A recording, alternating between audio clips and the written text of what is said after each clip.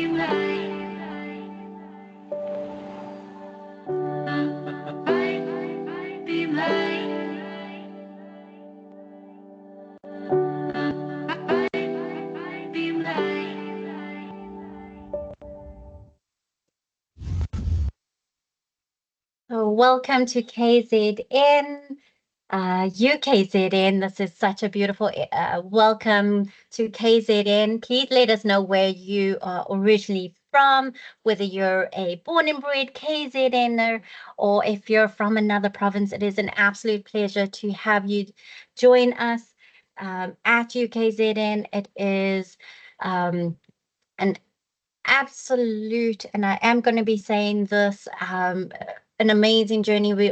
Yeah, we're just so excited to be part of this journey, this amazing journey that you're embarking on. Today is our day one of our student onboarding sessions. So let's quickly hop on to our introduction, just to let you know that this program is crafted with you, the student, in mind, considering your diverse experiences and expectations.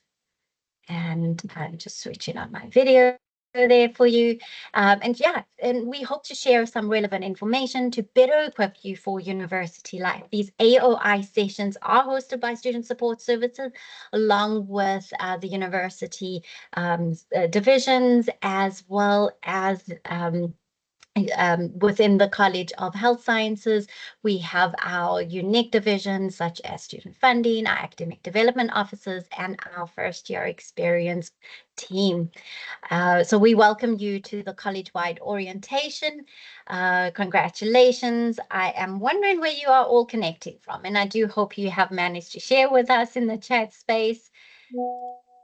And as I've mentioned, we will definitely have some Q&As in our as we present.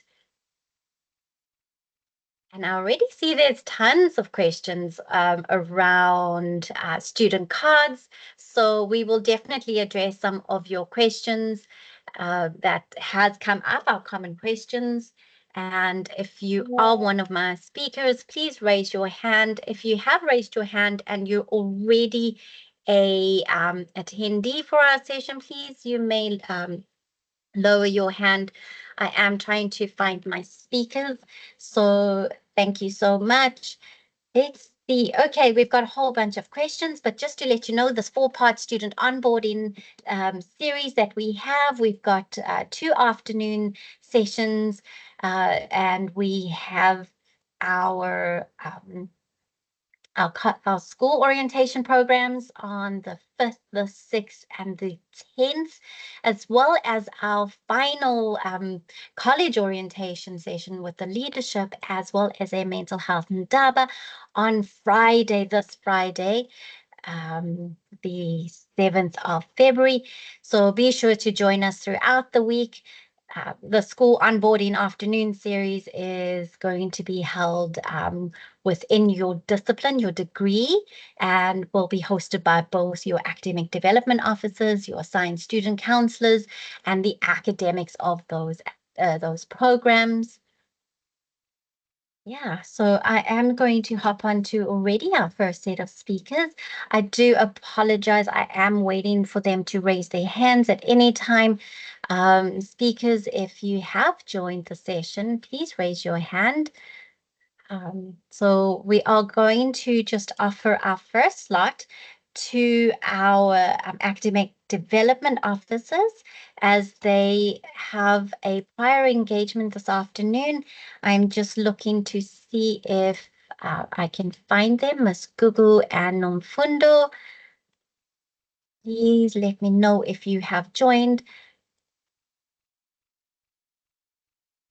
They will be addressing academic advising at UKZN. Hi, Sue. This is Miss Coco here.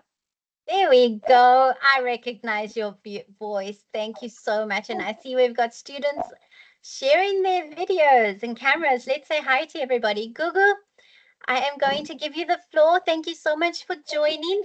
Tell us a little bit more about what can we expect from academic advising, our ADOs, and what can we, expect throughout the year. I'll allow my colleague Nomfundo to start. Nomfundo, can you start and then I'll continue. Okay, no problem. Okay, so my name is Nomfundo. Okay, let me just turn on my camera for a bit so you can see my face. Okay, the lighting in my office it's not that good, but yeah. Okay, let me just turn it off. My name is Nomfundo Zulu. I'm the Academic Development Officer at the School of Health Sciences, servicing speech language therapy and dental therapy and oral hygiene students. So I'm just going to be telling you guys about the role of an ADO and also the available assistance from the academic mentors, and also the orientation that is going to be on the school orientation that is going to be on the 5th and on the 6th. Okay, so I'll start with the role of an ADO. So ADO basically stands for Academic Development Officer. For every discipline or every school, we have academic development officers that are placed there for student support and development of students. So these individuals are basically there for providing academic support to students, particularly the students that are flagged as at risk or are struggling with their academics. We are also here, we also facilitate workshops and tutorials on academic skills and writing and exam prep. And we also assist students in adapting to the university life or university learning.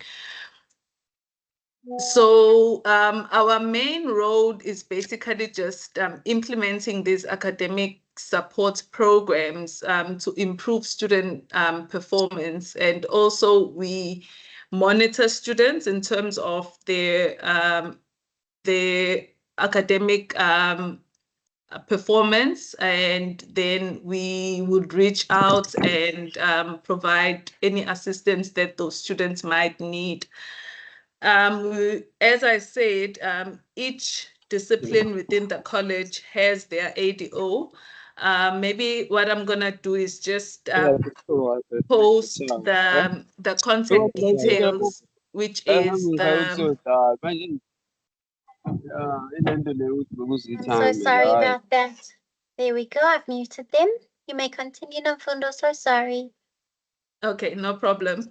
No, I'm gonna post on the chat all the details for the academic development officers within College of Health Sciences, and then the students can approach those ADOs for any further assistance, especially in anything that has to do with their registration or anything that has to do with their academic progression. And then under the ADOs, we also manage what we call academic mentors. So once you've attended the orientation on I think it's on Wednesday, we're gonna extensively just explain the role of an academic mentor. So an academic mentor is basically there to assist students in understanding the course material, and also providing academic mentorship to undergraduate students. They facilitate study groups, and they also offer peer facilitated sessions. So these are senior students within that discipline that are available to assist first, second, and third year students in their academics. And the last thing that I just need to mention is also the school orientations that are going to be following this college orientation. We're going to be unpacking all the information that I've shared here, and just fully explaining everything, and hopefully all the ADOs that are within the schools will be present in those orientations, so that we can meet us. And if you have any questions, you can ask the questions on there. And that's it from my side. I'm not sure, Miss G, do you want to add something? Okay, good afternoon, everybody. Thank you, Suzanne, for inviting myself and Nomfundo. So what I would like to do now is introduce myself. I am an academic development officer, just like Nomfundo. I look after the student in optometry and in audiology. However, during this period, I'm also looking after the occupational students and also the physiotherapy students, while Lombali is still busy with other commitments. So I've already created groups for our audio occupational therapy, optometry. So if there's any student that has not been able to join, please send me an email. Nomfundo has already shared our information there. Send me an email, then I will just send you a link, and then you can join in. And then there is a lot of questions. We understand this is your beginning. You're too excited to be here, and then you just want things to go according to what you've already been planning while you are in matric. Don't worry. As the University of KwaZulu-Natal, we always put our students first. We are a university that is very student-centered. There's always assistance, there's always support, there's always help. As Susan is going to be taking you through the support and the programs that they do have as a student support, we will also be taking through you guys of what our academic development officer is doing when we are meeting during our orientation, which will take place on the 5th and on the 6th. So we're going to be sharing a lot of information there in terms of registration, how to register, in terms of the issues surrounding housing, surrounding finances, and how to create your student email. So those are the issues that we're going to be discussing when we're having that orientation. So thank you so much for allowing us this moment, Suzanne. We welcome our student, and like Suzanne has already said, congratulations for making it to UKZN. This is the university that inspires greatness, and we know that by the time you leave this place, you're gonna be one of the greatest. Thank you so much. I just need to share my video. I'm not sure whether you can see me. I'm currently in the lecture venue because I'm busy with my fourth year students at the moment. We're doing our fourth year orientation as we speak. I don't think it's visible. So I will be sharing mine on my video when I meet with you during the orientation. Thank you so much, Suzanne, and welcome to all the students. And thank you, Nokoro, as well. Thank you so much, Gogo and Nomfundo. It was an absolute pleasure hosting you guys in our session today. So you are welcome to leave. Thank you for making yourselves available. I am aware that your audio was a little difficult to hear, but there is a transcript. And if there is anyone that requires any further feedback on what Gugu and Nomfundo has said, don't worry, your ADOs will be seeing you at the school orientations. We will remind you when and where and how to connect. As we progress during the week, you are on some of the WhatsApp groups, and all that information will be shared with you. I am trying to multitask a little bit here. Thank you. Gugu? It's Bye. a pleasure. Bye. Thank you so much. Bye, guys. Bye. Okie dokie. So I do see a lot of questions for the group links. We will definitely share them during the course of the afternoon. But let's see if there's any specific questions right now. But as we prepare for our next session, where we are going to be speaking to student residence affairs, we've got tons of questions on accommodation. We're also going to just do a brief overview of sports and recreation, disability support services. Our SRC has been invited to join us along with the university leadership from student governance and leadership development.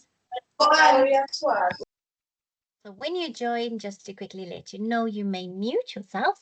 And then we're going to receive a presentation from Jay and his colleague, Varusha, from student funding. So I'm just wanting to see if I can find my colleagues for our next session from Student Residence Affairs, Mr. Nklankan Mtombeni, who is the head of department from DSRA, and Ms. Bongekile Hadebe. I'm just quickly looking for you guys in the group. Please do unmute so I can find you, colleagues.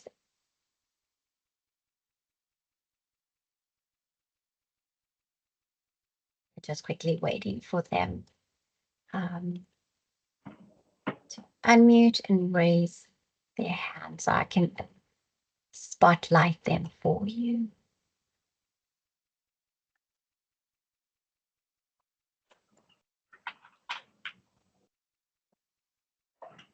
Okay, so while we wait for them to join, I'm just going to quickly share my screen. Again, let's do another video. Let's do a get to know UKZN. I have a video for you. Welcome to the University of KwaZulu-Natal. Share that with you now in a brief moment. Here we go.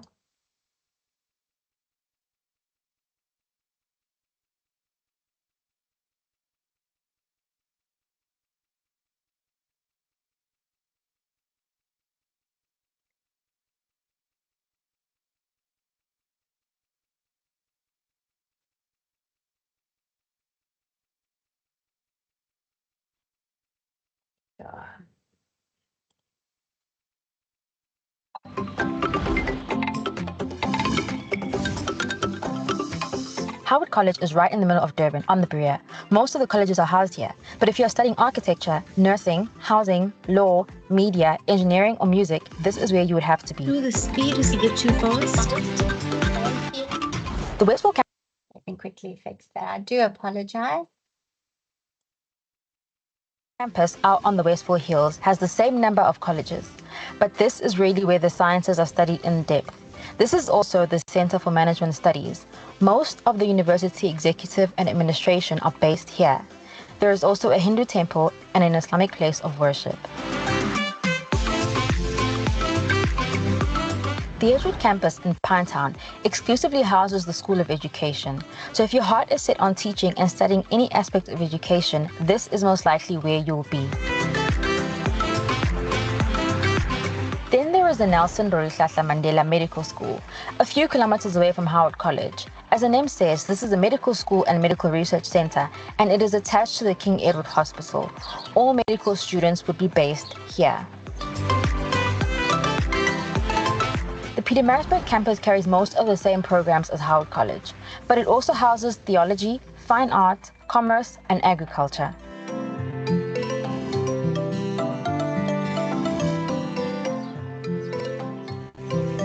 I-UKZN inyuvesi yase-Afrika eziqhenyayo futhi ehe abafundi abavela kuyo yonke i-Afrika nomhlaba jikelele. Zonke izifundo zifundiswa ngolimi lwesiNgisi futhi ezinye izifundo zifundiswa ngolimi lwesiZulu. Uzothola ukuxhumana nokukhululeka futhi uzizwe ukhulekile nothisha bakho nabasizi babo ngokufanele. Our university truly is a melting pot of people with different backgrounds. That is one of the things that makes university life so exciting. Right, let's talk about accommodation. All UKZN campuses have on-campus accommodation as well as off-campus accommodation. Just like registration, you'll have to apply for accommodation online. Here is the link.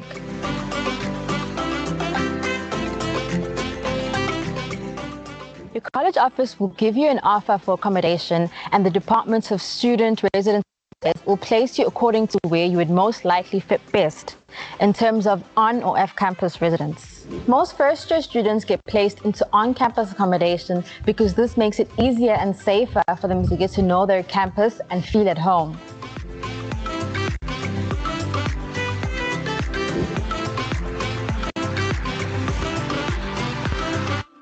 This is a big one. Fact is, you cannot study without paying for your tuition. You cannot live without money for rent and transport, and you cannot survive without money for food and clothing. Seeing that you're about to start your first year at varsity, you should already have your funding requirements in place. But maybe you need some help to fill in the gaps or something for future studies. In that case, here are some links to help. They explain what funding options are available, how to apply for bursaries, and how to get started. As far as data is concerned, UKZN has made sure that data is provided for you from our network partners, so there is no excuse if you don't get onto the information superhighway. A university is not only about lectures and assignments, there is a lot going on. Because every student requires access to a library, each campus has a library, or 3, as is the case on the PMB campus. The library does not only have books and journals. This is where you can find a quiet place to study and countless electronic resources to help you get through your study journey. You can find the library to suit your needs here.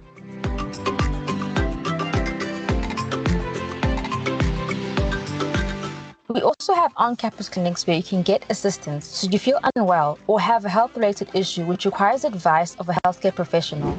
Our clinics are here. There's also professional help and advice available at our HIV/AIDS unit. Because we don't believe that anyone should be barred from further learning due to a condition that might affect them, we have extensive support for those who are differently abled. If you need help or advice, our disability units are here.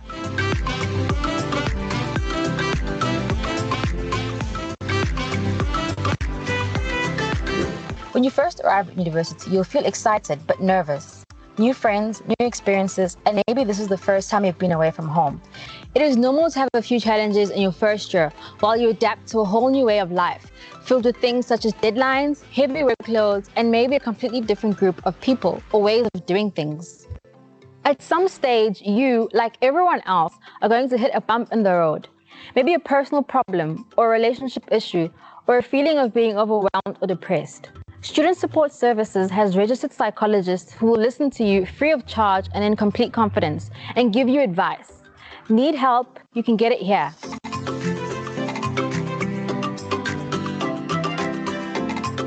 Also, our career development officers in your college will advise you about the world of work right from the very beginning. It is never too early to start thinking about your first job, career, bursary, or intern opportunities, and even workshops to develop your skills. Your second best friend at varsity is going to be your computer. Just like all friends, you're going to have ups and downs where you don't always get along. UKZN has walk and help desks on each of its campuses. You can find them here. So there is cybersecurity, but there is also your own personal security. We want you to study and live in a safe environment. In this regard, the university does not tolerate intimidation, hate speech, discrimination, violence of any sort, harassment or bullying on or offline. If you experience any difficulty in this regard, speak to a person of authority, such as your campus security personnel, and get the help you need. But now there is also time for play. We have a lot of clubs and groups on campus with such a wide variety of interests that you'll definitely find something that suits you. Or maybe you want to try something completely new. Have a look at our list of clubs and societies. And if you are the sporting type, there are facilities for most sports. Maybe you want to play a sport that you've never played before. Or maybe you want to try something completely new, like sculling or fencing. It is entirely up to you. And of course, if you simply want to stay fit, there are fully equipped gyms for you to use.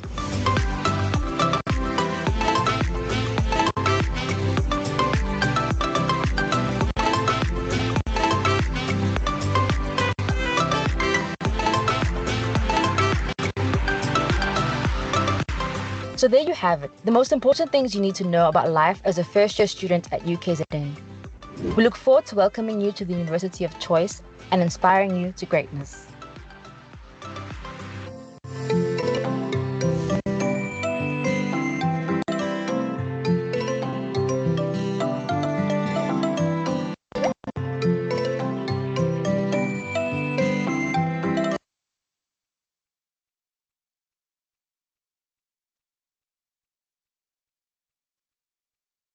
Yes.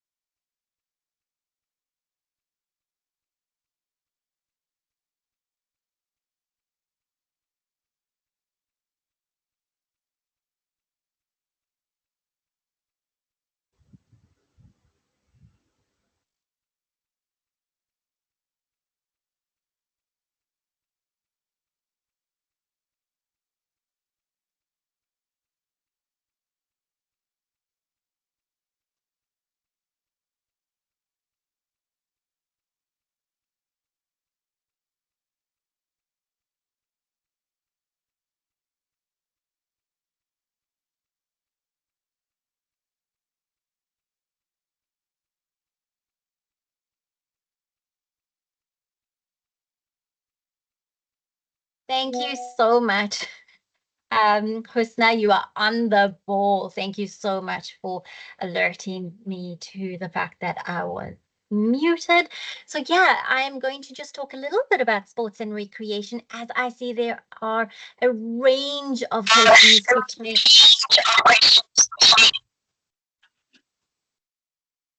pertaining to Are there gyms on campus? Is there a chess club? Along with, is it safe to exercise on campus and go for a run? So the sports and recreation department is based mainly on campus. There is a sport unit, a union, which unites all administrative activities on campus. You get to participate in a variety of different sports codes, and this basically just speaks to the levels of professionalism, whether you're a novice or whether you're a pro athlete in that sport. So what's really nice is a lot of these activities you can do in between lectures and even on weekends. We have the competitive sport and we have residence leagues. Just to let you know, we have our soccer res league with the medical students being the champions of the soccer res league. So if you're into soccer and you would like to compete against the medical students, please join in your local groups. And so we also have the external competitive level where we have, as you can see on the screen, our pro athletes competing nationally, provincially, across the world in a range of competitions. So if you are a professional sports athlete, please take up on some of the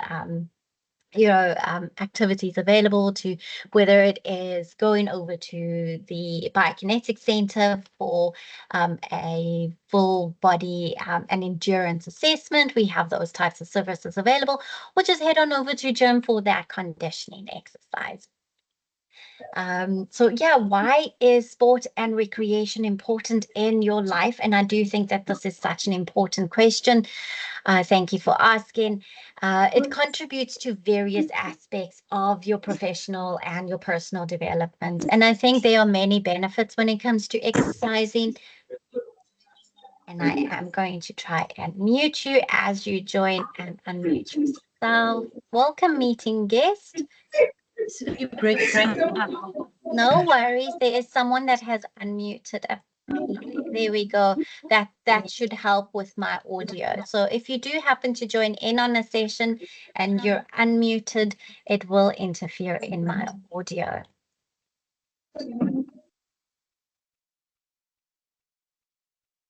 Let's see. Okay.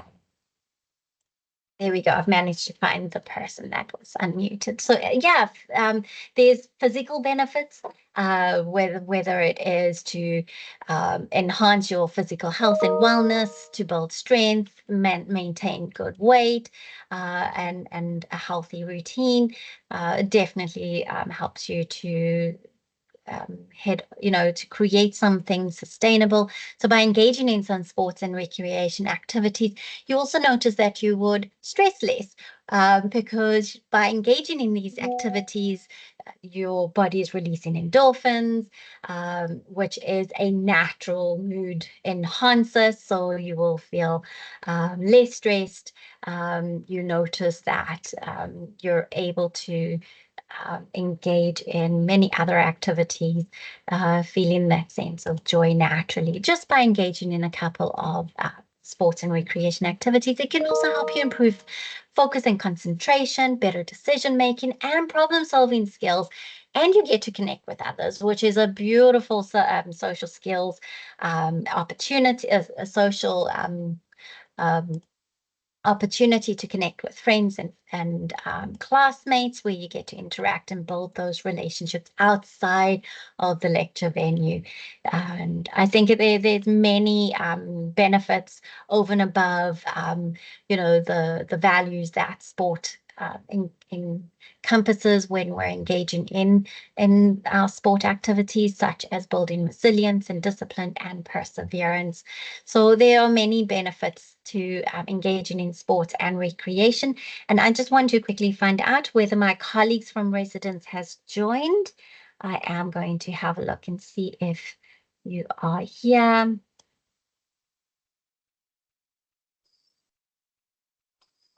And while we wait for our colleagues to join,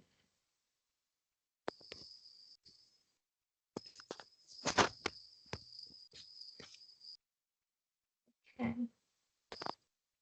I'm just seeing there's a couple of questions in the chat space, but I don't see any more on sport. I am also going to see if my colleagues from DSU is here.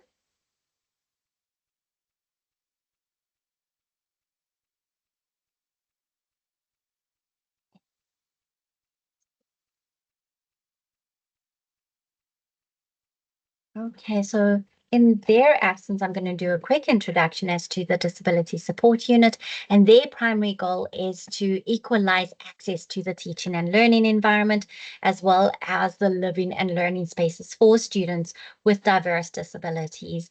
Their overall objective is to optimize academic success for every student with disabilities and to work towards inclusion and acceptance while supporting both that academic and the support staff in accommodating students with disabilities.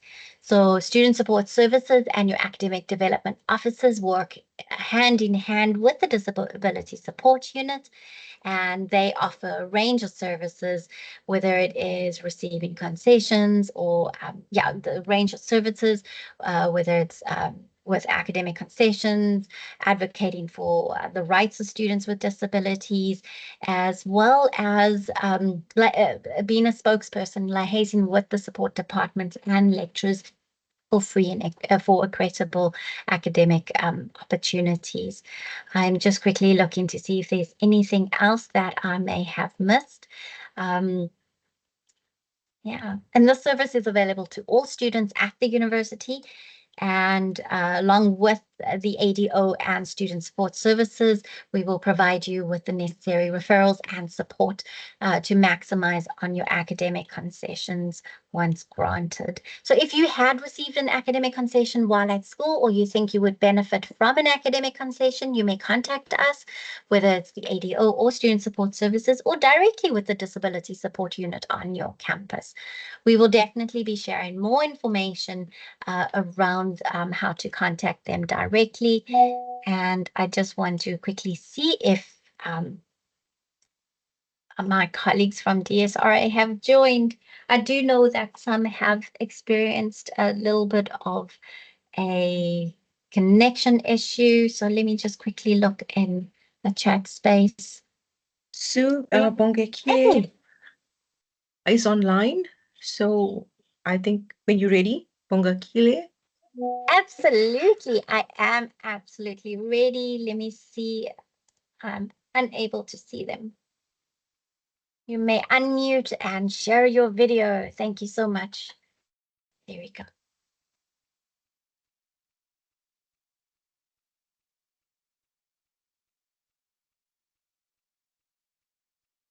Bongakile, if you're able to hear me, you may unmute and say hi.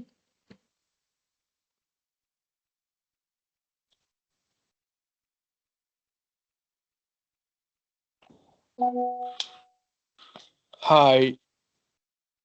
There we go. Hi, is that Bongakiwe? Hello. Good afternoon. Thank you so much for joining us. Is that DSRA? Can I ask something? Absolutely. What's it in connection with? Is it with residents?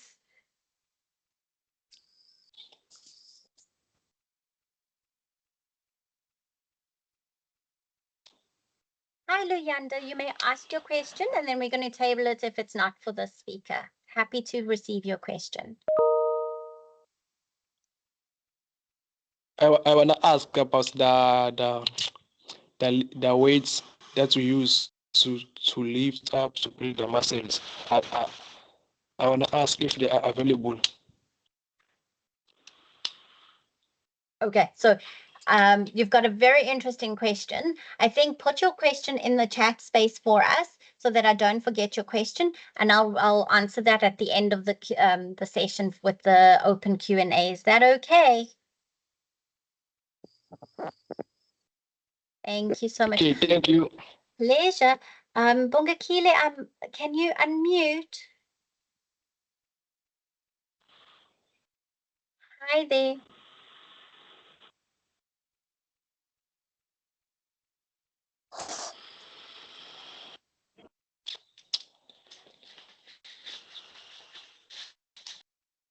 Karuna, I'm unfortunately not able to see them. Are you able to unmute them or spotlight them? Perhaps it's Nhlanhla Lucky Gift in Tombeni that sent an email saying that Bongekile is online. Absolutely. Nhlanhla, are you here?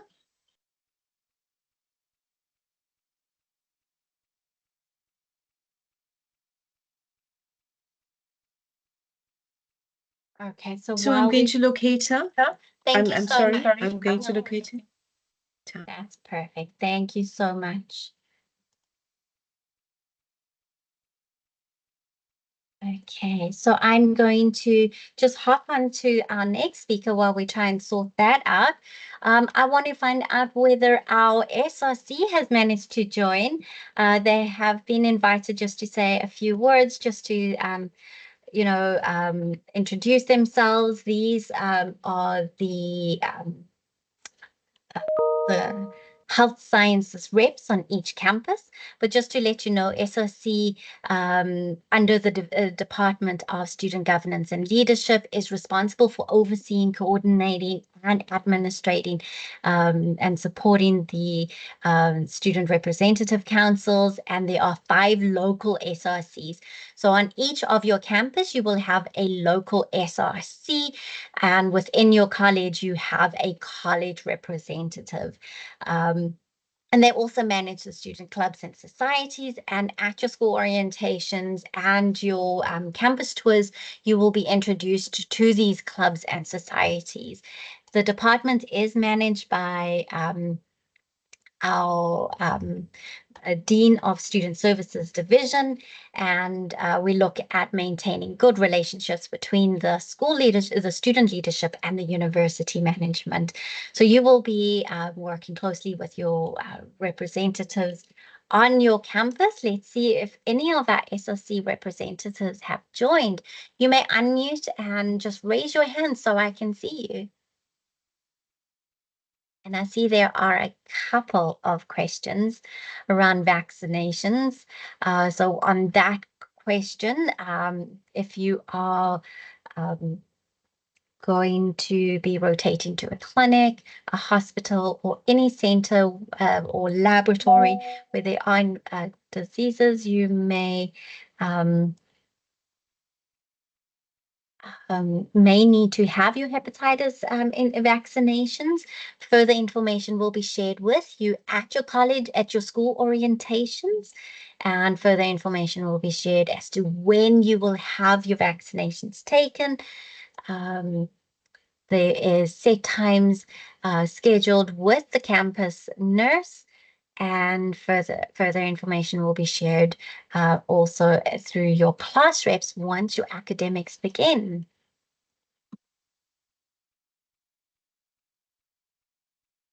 Hi, Asanda. I see you've got your hand raised. I am going to head on over to student funding. Student funding is available. And just to let you know that student funding department allocates funding in 3 main categories of student financial need, which our team is going to unpack for us in more detail, such as loans, bursaries, and scholarships. And I'm going to hand over to Jay. Jay, over to you.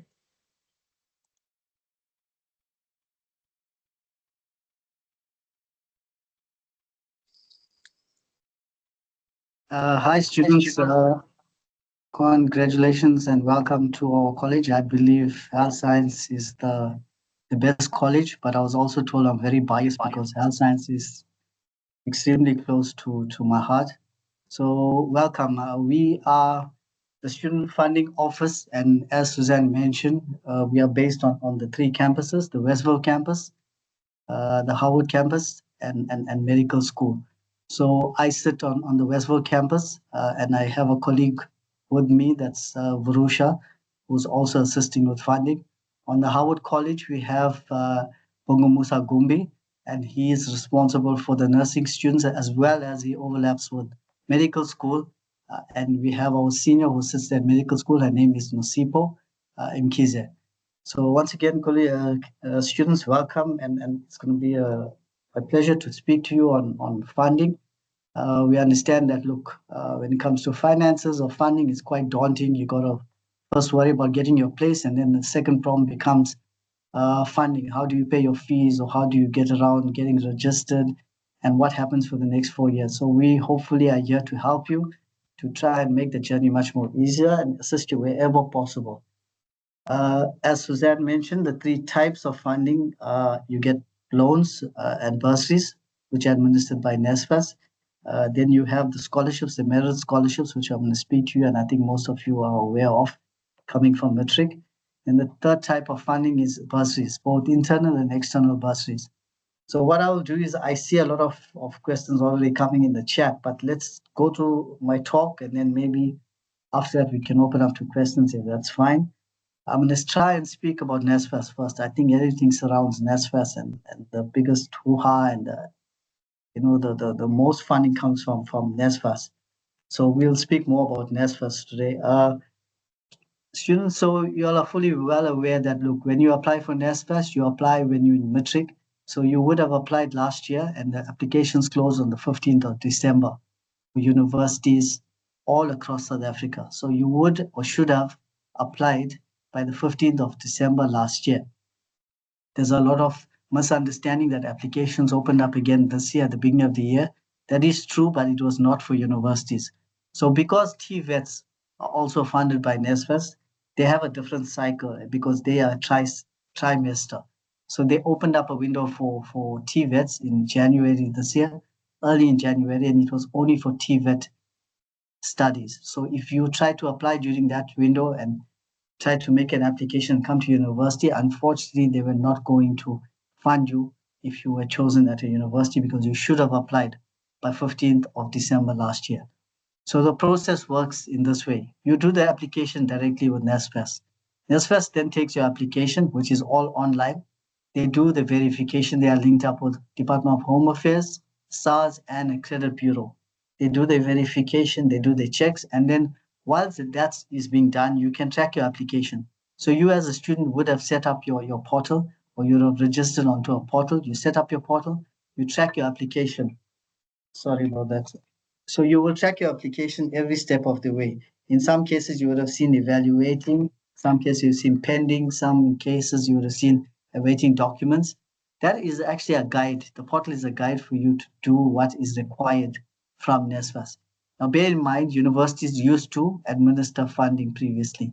We used to do all NSFAS funding applications, the submissions, and everything at universities. Now the system has gone online and it's been taken away from the universities, administered by NSFAS directly. So what NSFAS does is, when you apply, they assess your application on their side.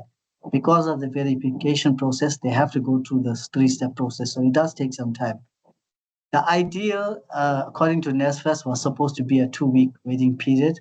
And 2 weeks after you have applied, you should have known your status, or you should have seen your status change. The SASA cases were straightforward. So if you are a SASA case, you would have been funded automatically because the verification was quite simple. If you are outside SASA and your parents were earning a salary, both single or joint income, then obviously those verifications took much more longer, because they had to check with the credit bureau and with the SARS department to see if everything is in place. There was request for IT 834. A lot of students have been getting those requests recently.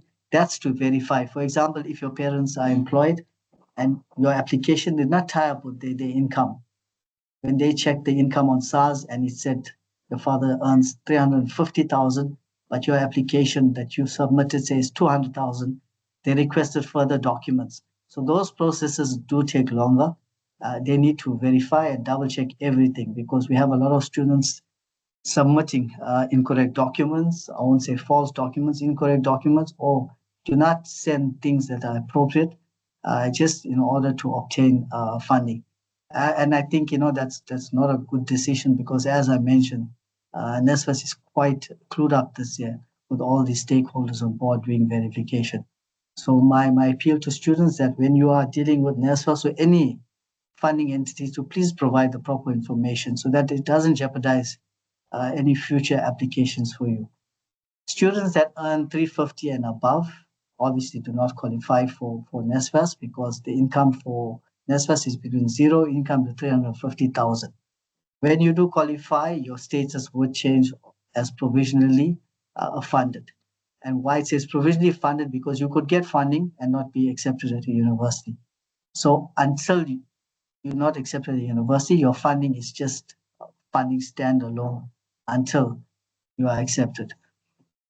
So those students that are between 350 and 600,000, those are called the missing middle. What NSFAS has formed this year is called the loan scheme. And I'm not going to go too much into detail about it because it's on the NSFAS website. So if you do log on to the website, you're going to read about the NSFAS loan scheme.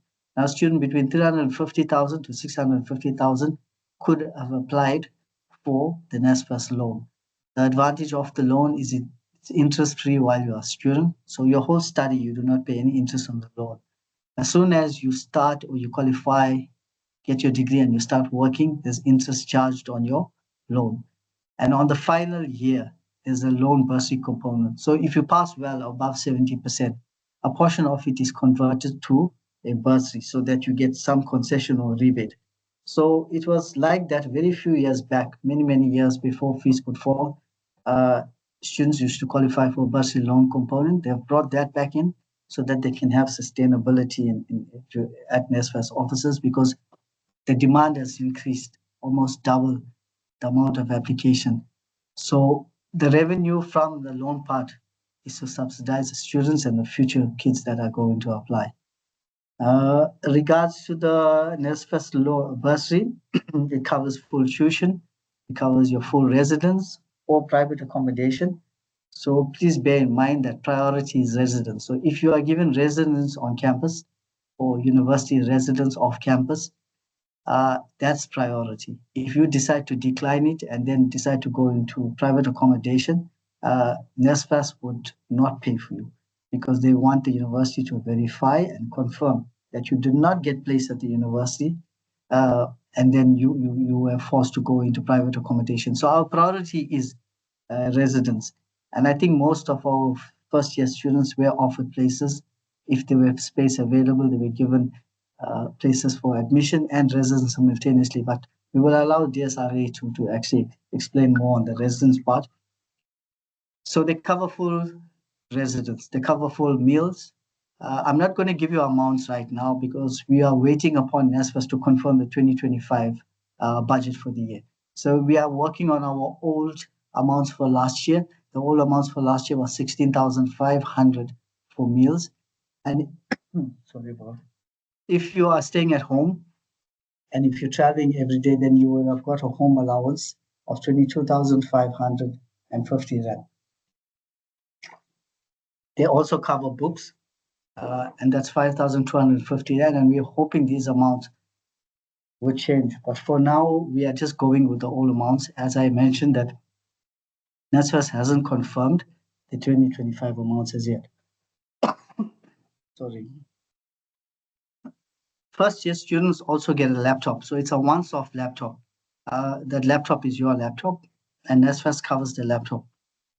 If for some reason you receive a laptop and it's damaged or lost or stolen, unfortunately, NSFAS does not replace a second laptop. So it becomes your responsibility to be very careful, especially traveling or even on campus, to be very careful with your laptops. As I mentioned, that once it's lost, NSFAS unfortunately does not replace. Due to the volume of first years across South Africa, they got to cover one laptop per student. And it becomes very difficult if it actually exhausts the budget if they have to replace laptops. So my advice is students can insure their laptop, or if they can make some provisions of when they're traveling, try and use the university labs and ICT labs, and try and use the laptops when more they're at the residence or in their homes. So NSFAS is renewable every year to the end of your degree as long as you maintain your 50% average.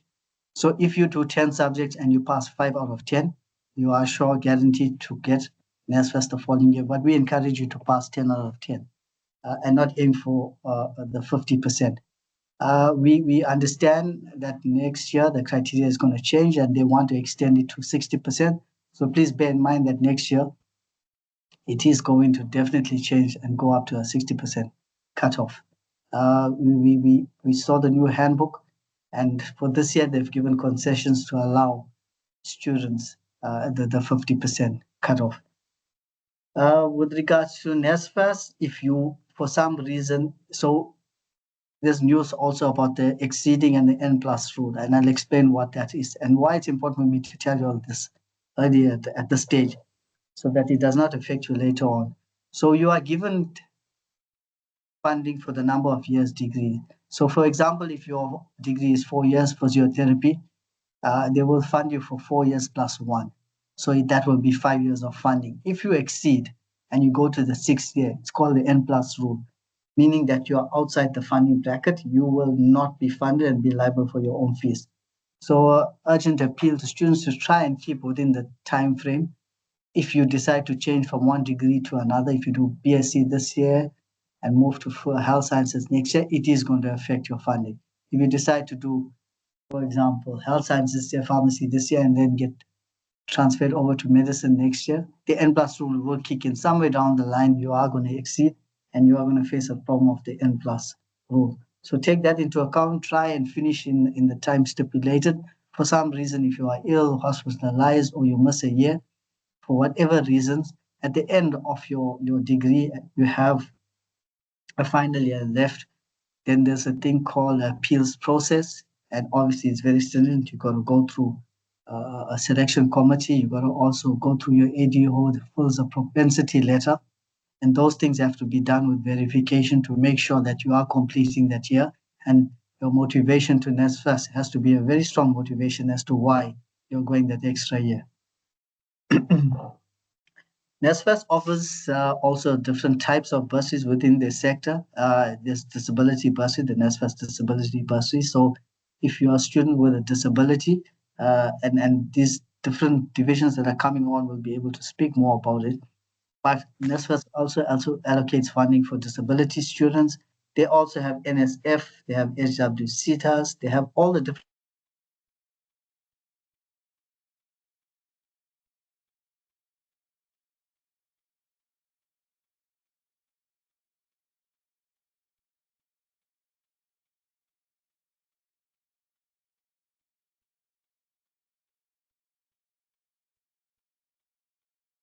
still hear me. I think I just got kicked out for a second.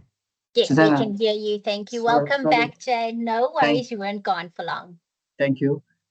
So I was talking about the different type of bursaries. So if we find that, look, a student is meeting the criteria of a TRC bursary that's administered by NSFAS, then we recommend we submit your details to NSFAS, and then they transfer you from the NSFAS bursary scheme to the TRC bursary. That's just one of the examples.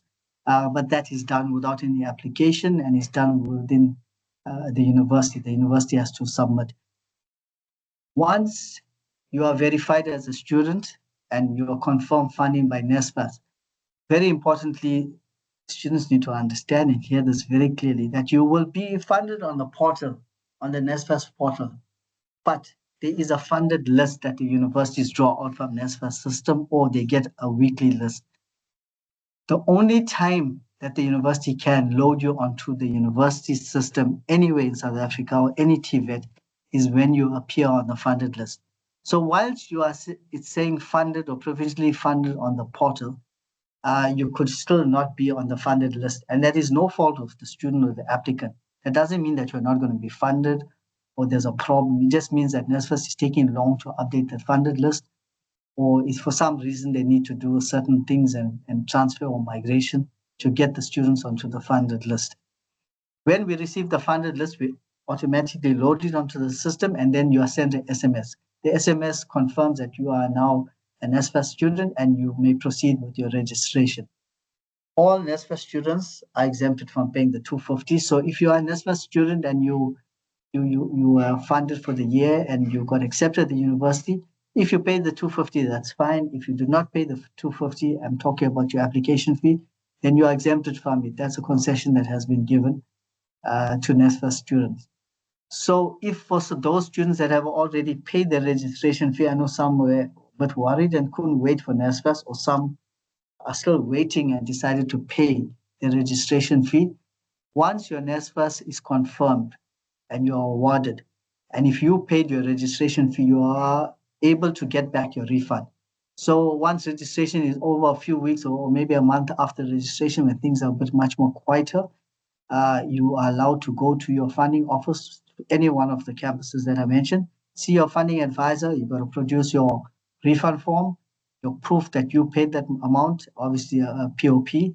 And if your parents paid the money, then an affidavit has to be written from them to say, I, parent so and so, give permission for my daughter to receive the money. Why we ask for an affidavit? Bear in mind that, remember, the money was paid by your parent or uncle or auntie or even a friend. Anyone that pays the money, the payee, has to grant permission because the money belongs to them. Why we ask for permission for it to be paid to you and not to the parent or the third party is that we deal directly with the student and we have the student's banking details only. So we don't have the banking details of a parent, we don't have the banking details of a cousin, aunt, or uncle. So we pay the student, and if the student wishes to go back and pay the parent or pay the person that they borrowed the money from, then they can do so. So as I mentioned, the refund form, the affidavit, and the POP has to be submitted. If the affidavit is not written correctly, it will be rejected and we will request a new affidavit. All these documents are required as per the audit requirements. The next part I'm going to move on to, and I do see hands, so I promise we will be taking some questions after this. The next part that I do want to speak about, which is quite interesting, is the merit scholarship. So for those students that were in matric last year and performed very well, those that got 6 A's or 5 A's, excluding life orientation or maths literacy, and I'm sorry, but we have to exclude those because everyone gets an A in LO. So 5 A's and 6 A's. For 5 A's, you would have got 20,000 Rand. For 6 A's, you receive 25,000 Rand. Those scholarships are automatic.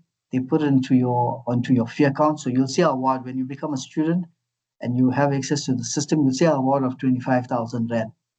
That award will stay there and will allow you to register. So for some reason, if you are not an NSFAS student and you got the 25,000 scholarship, that also allows you to get cleared for registration because your registration is 5950. So the scholarship covers you and allows you to get cleared for registration. You can proceed with registration. In about a month after registration, you should receive a letter by email from our central funding office saying, congratulations, you received the scholarship. Do you accept the award? And in most cases, I've had maybe a one out of my whole working career where a student rejected the award because of other funding. But in most cases, students have to reply, send back that letter to say, yes, I do accept. As soon as you send that letter to us, we acknowledge it, and then the money is transferred into your fee account, not into your bank account, but your fee account, because the scholarship that we pay is towards your fees. Now, if a student has a scholarship and has NSFAS, the scholarship goes in first, and NSFAS tops up the balance. Unfortunately, you cannot get that refund back of the 25,000, 20,000 Rand scholarship. Remember, NSFAS gives you allowances. So the idea is not to give you money in your pocket unnecessarily because they work with a very tight budget. So that as long as you have NSFAS, you cannot get a refund of the 25,000 or the 20,000. You cannot ask for that money to be used to buy a laptop or a device because it's strictly for tuition fees.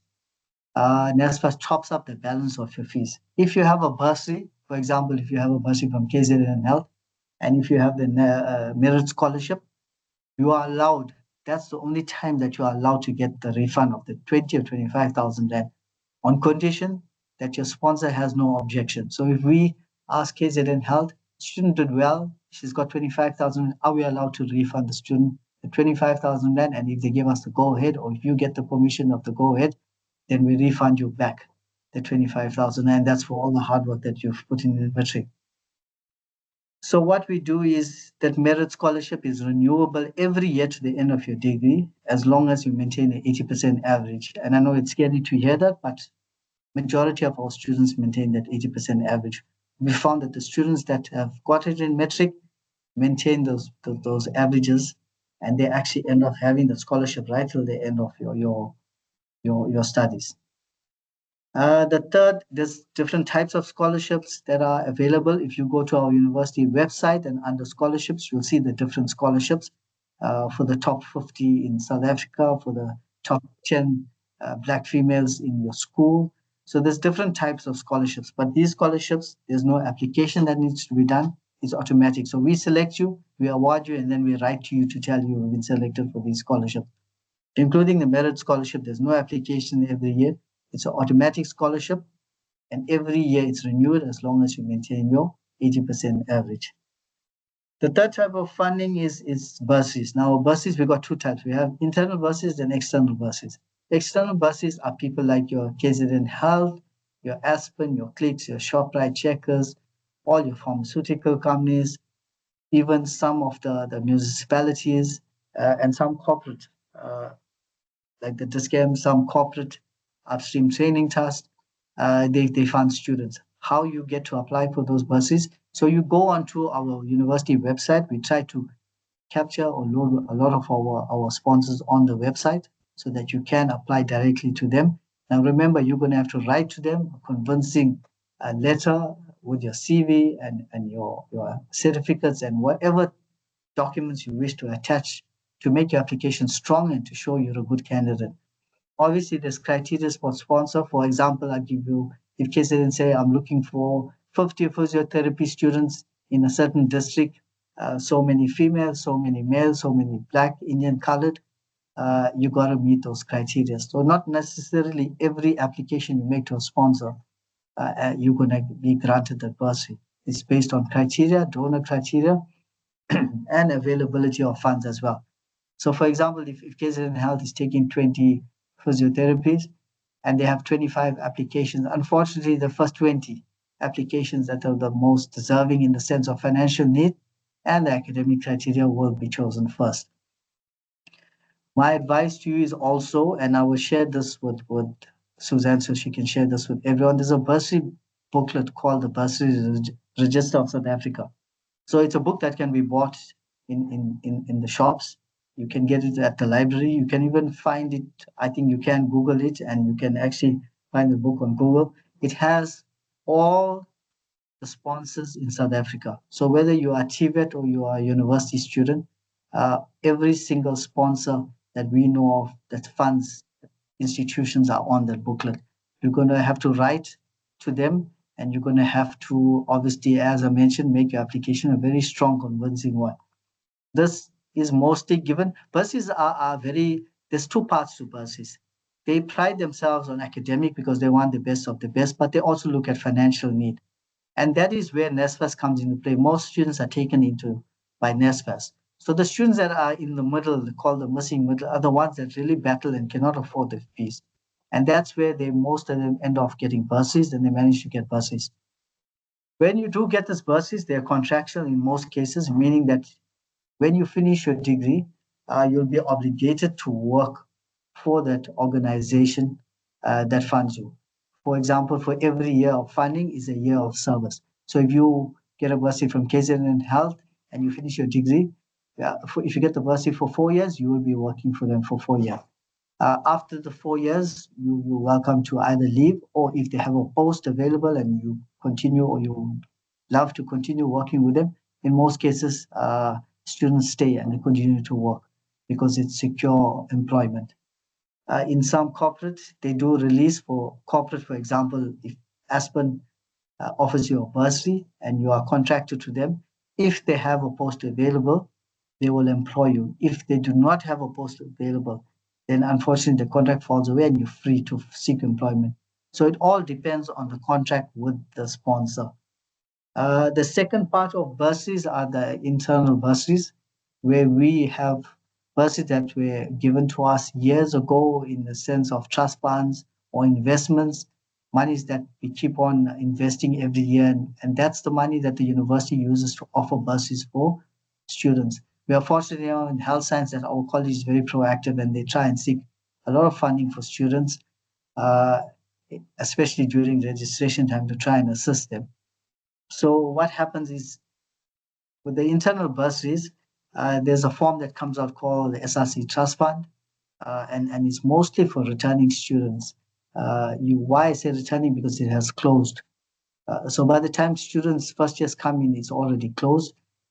Those trust fund bursaries are application that allows students to apply for bursaries within our sector. Those are little bursaries. They are not full funded bursaries. They are not the 100,000s, 80,000s. They're like sometimes 25,000, 15,000. It covers part of your fees or portion of it.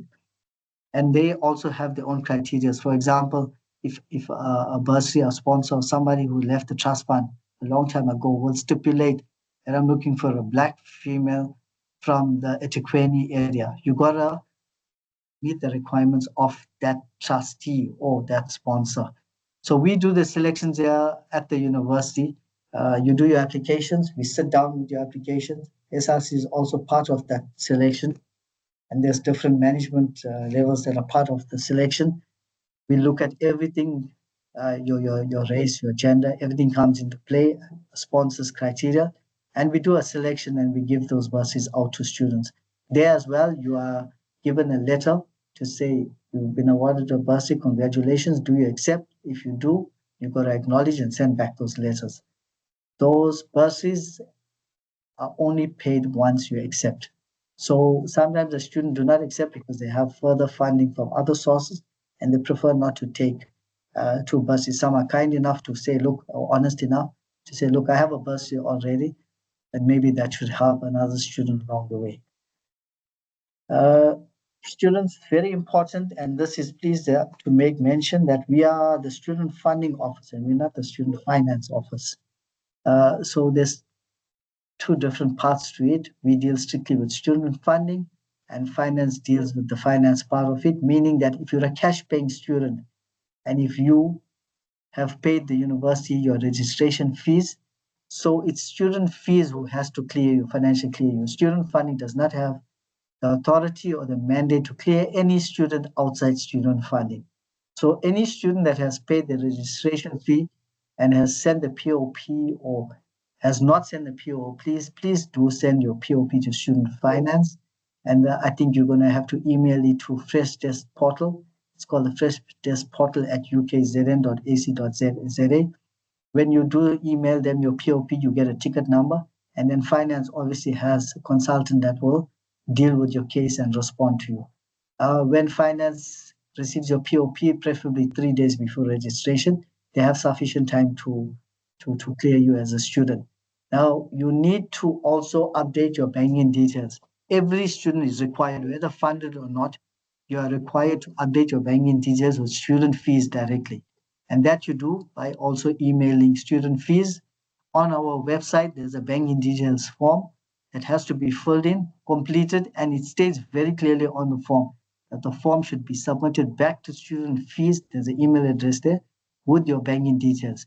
If you fail to do that, remember when you are funded and you get allowances, student fees cannot pay the allowances into your bank account due to you not having sent your banking details to them. If you're a bursary student and you have allowances or you have a refund that's supposed to be coming to you in the form of books and meals, and if you have not updated your banking details, student fees cannot pay you that money. That includes a merit scholarship. If you apply for a refund and there's no banking details, then unfortunately you cannot get back any monies that are due to you, inclusive of cash paying students. So please, students, when you do get some time, please go and update your banking details. Student fees, try not to duplicate forms, meaning that they have a lot, they deal with the whole university student cohort. So there's a lot of emails going to them. If you've sent your banking details once, as long as all the documents are to the T and according to how they require them, send it once and be patient. Sometimes it does take them a lot of time because they manually have to capture the banking details. They cannot get temp staff or students or anyone to assist. It has to be permanent staff that have been here on the system for a long time because it comes to dealing with your bank account. It's a very sensitive issue. And to make sure that everything is verified and there's no any fraudulent activity, that is why there's designated staff in finance that has to capture the banking details. including any queries that you have with finance. The reason I'm just sharing this about finance is because we work very closely with them, even though they are division that's separate from us. We work very closely with them and they have a lot of queries to deal with. So please be patient with them. When you do send an email and you get a ticket number, allow them some time to come back to you. They are working well this year with the new system. They are trying their very level best to try and get students cleared and attend to all queries. That even goes for the student funding side. When we receive emails, we might take a few days to respond, but we try our very level best to, even if it's a simple one-line answer, we make sure that the student is responded to. Our turnaround time to respond to our queries is between 24 to 48 hours.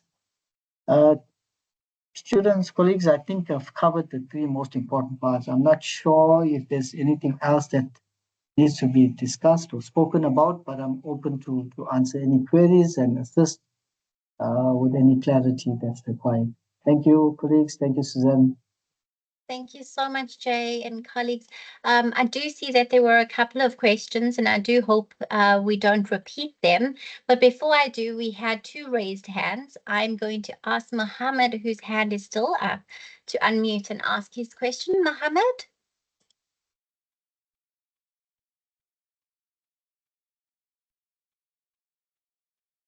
I raised my hand by mistake. No worries. Anybody else that would like to ask a question? I know I've put in some of the common questions that I saw in the chat space, but I am definitely going to repeat Haley Jade's question in a moment. Let's see if there's anyone else who would like to raise their hand. I am going to, yes. Sorry, Sue. I just thought I'd help you. Grace, Abdullah's hand is still up, and Zika Yen have raised their hands, so in that order, and Tobeka would be the fourth one.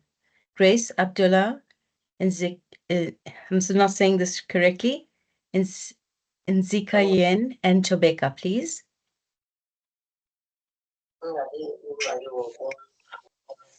Hi, this is to find out. This is for Grace. There was a question that I asked, which was regarding sports scholarships, and what does that cover? Okay, so can I go ahead, or you want to take all the questions, Suzanne, first? You can answer as they come through. Sure. So with regards to sports scholarship, yes. So you have to play sports. If you got accepted, you played it at provincial or national level, and you got accepted. As we mentioned that, funding it is quite tough when it comes to budgets. Everyone works with very tight budgets. So university itself has funding scholarships, but they can only offer a limited amount of scholarships. The application is done. It goes to the sports committee together with student funding and the head of, I think, sports and sports science sits in those committees. They go through the applications and then they make a selection. Once you receive a scholarship, you're also written to say congratulations. Sports scholarships covers full tuition. I know that they cover tuition only. They have not covered any allowances, unfortunately, due to the limited budget that I mentioned. So it covers strictly tuition. And it's given to the student every year as long as they maintain playing at a certain level. And obviously academic, you got to be a passing student. So it covers tuition for now. We're hoping somewhere down the line, and let's keep our fingers crossed, that the budget increases so that students can get more than just tuition. But a student can hold a sports scholarship and hold other types of funding to compensate that difference of your allowance. I do apologize for that, Jay. I'm going to try and see if I can find that unmute. There we go. Yeah, Okay, sorry. So they've muted. sure. So you can hold a sports scholarship and you can hold another smaller bursary or another. You can't hold another full funding bursary, but you can hold another scholarship or another smaller bursary to compensate the balance of your books, your meals, your travel, whatever. I hope that helps. Thank you. Next question. Oh, Hi. Hi. Yes, it's Andrew here, ma'am. So, I just want to ask on some pertaining my funding. So currently, I'm still waiting for my identity document to my identity document process to so that my identity documents could come back to me.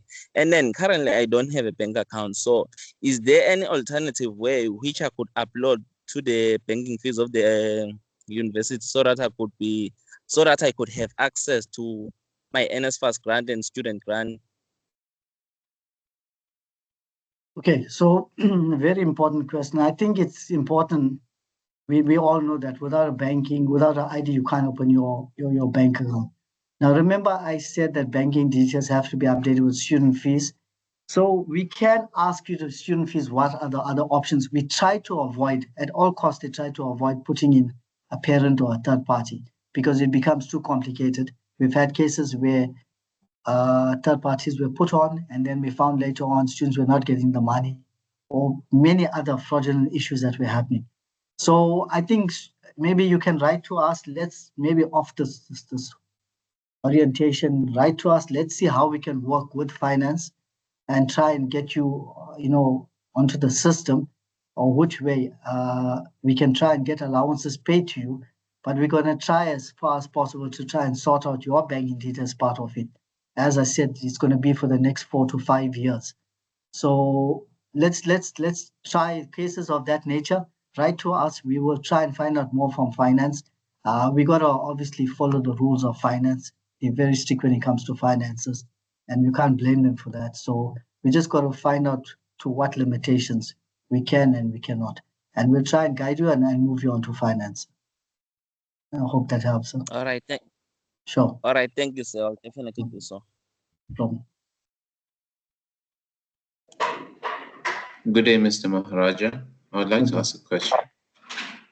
Sure, you can go ahead. I just want to request information regarding the scholarship applicable to the top 10 learners in the 9 provinces in independent schools.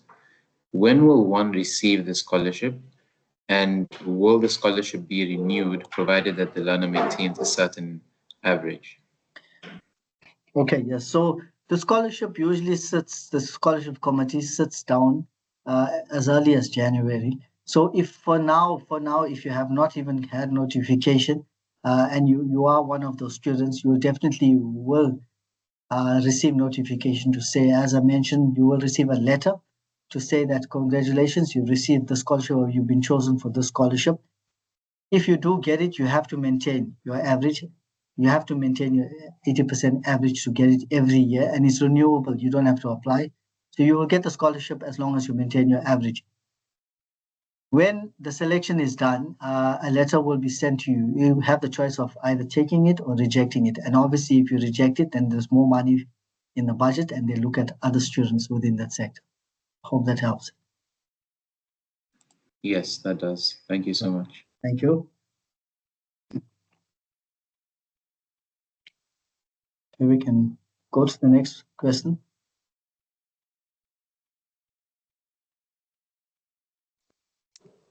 Can I come through? Asanda? You can please speak. All right. Okay. Thank you so much for the presentation. It was very informative and insightful. However, I have only maybe 1 or 2 questions. An NSFAS student. I wanted to ask that, okay, I've logged in the student enabler, and I saw that there's an amount that is allocated, which is like 95,000. All right, I've registered and I've been allocated a residence. So I wanted to ask that I see that the total amount that I am owing is more than the amount that I have been allocated to. So I wanted to ask that will I have to pay the remaining amount, the difference? Or yeah, that is my first question. Then the second question is based on where can I get assistance in creating the LAN password? Thank you. Okay, thank you. So with regards to what you will see in iEnabler, remember at my presentation, I did mention that when you become a student, you get onto the portal, you'll be able to view your full finances. You'll be able to view your type of funding. NSFAS has not given us a budget. NSFAS has not given us a budget for this year, meaning that they fund students. They give us the funding, they don't give us allocation amounts. So what we do as a university, we put the maximum amount, the capped amount that we believe for the year should suffice. That does not mean that if your fees are 110,000 for this year and on the system it says 95,000 is a default amount that we put for every student, whether you're a returning student or you're a first year student. It's a default amount that's put on the system just so that you can get cleared. In the course of the year, NSFAS writes to us to tell us, look, for now we know that there's no capped amount in NSFAS, meaning that if your fees are 110,000 for the year, that includes tuition, res, meals, and books, then NSFAS will pay 110,000 for the year.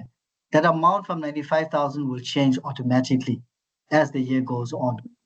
So just bear in mind that that is a default amount. It's not the actual amount that you're getting. In most cases, it's way more than the amount that we put in. NSFAS covers full funding. There has not been a shortfall so far. In previous years, there used to be part funding and there were shortfalls. No longer. It's now full funding. So I can't see you having a shortfall or you having to pay any money as long as you are an NSFAS funded student. The only thing that NSFAS doesn't cover and omitted this is that things like if your copyright is not paid by NSFAS, your student levy, if you decide to go to the gym, your gym fees, if you decide to join any sports club, those little fees, which is like 250 Rand, 102 Rand, copyright, the student levies, those are not covered by NSFAS. NSFAS covers your full tuition, your full residence, your meals, your home allowance, and your book allowance. So any little fee like your subs or any failed courses, those unfortunately are not covered by NSFAS. So you must bear that in mind that if you have to pay any fees, it's little things that are not covered by NSFAS that you'll have to pay. I hope that helps. All right. With regards to your access, thank you so much. With regards to your access, unfortunately, that's I think an ICT question. I can't answer it because it's not funding related, unfortunately. All right, Mr. Maharaj, thank you so much for clarity. It's very clear. Sure.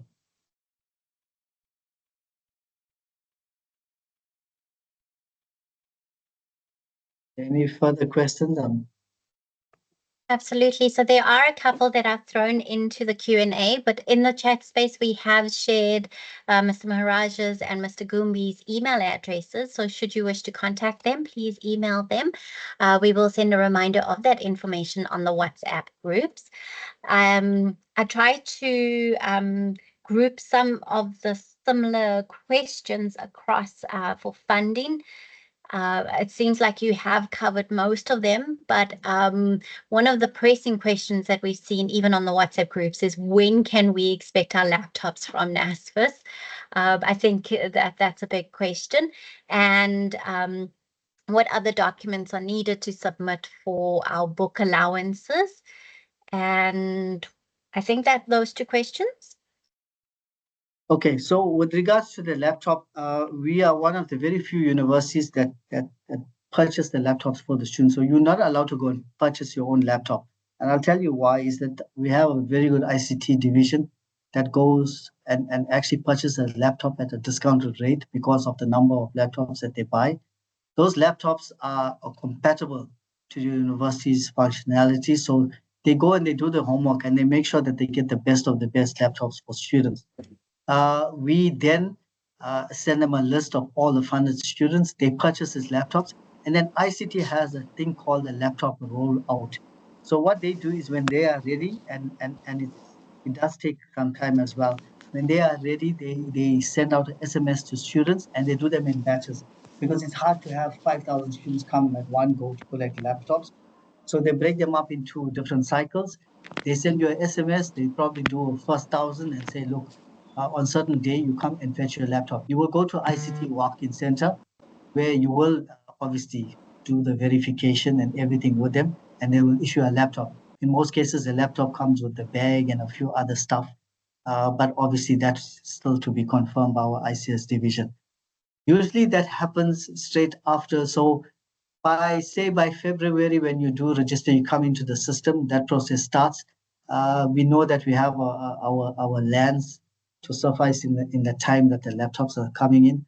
And students are then given probably by the end of Feb, latest I'm saying March, we should have the first rollout. This rollouts at least twice in the first semester, twice in the second semester. So when students get funded throughout the year, they always are given the laptop. If students even get funded as late as July, then the laptops are given in the second half of the year. Thank you so much for that. Yeah, absolutely. Follow-up question, well, not related to laptops, but around funding opportunities. So I've had a direct message asking, what if I'm not funded and I need assistance with finding bursary options? Jay, who can we speak to? Would student funding be able to offer that information? Yeah, sure. So while you're away, Okay, I'm going to try and sort that out for you now. There we go, done. Okay, sure. Thank you. So while you guys were talking, I was typing out our email address. I've just posted it in the group, and I'm going to speak, and I'm glad this question came up right now. If you look at the first two names, as I mentioned, Nosipo is our senior at medical school.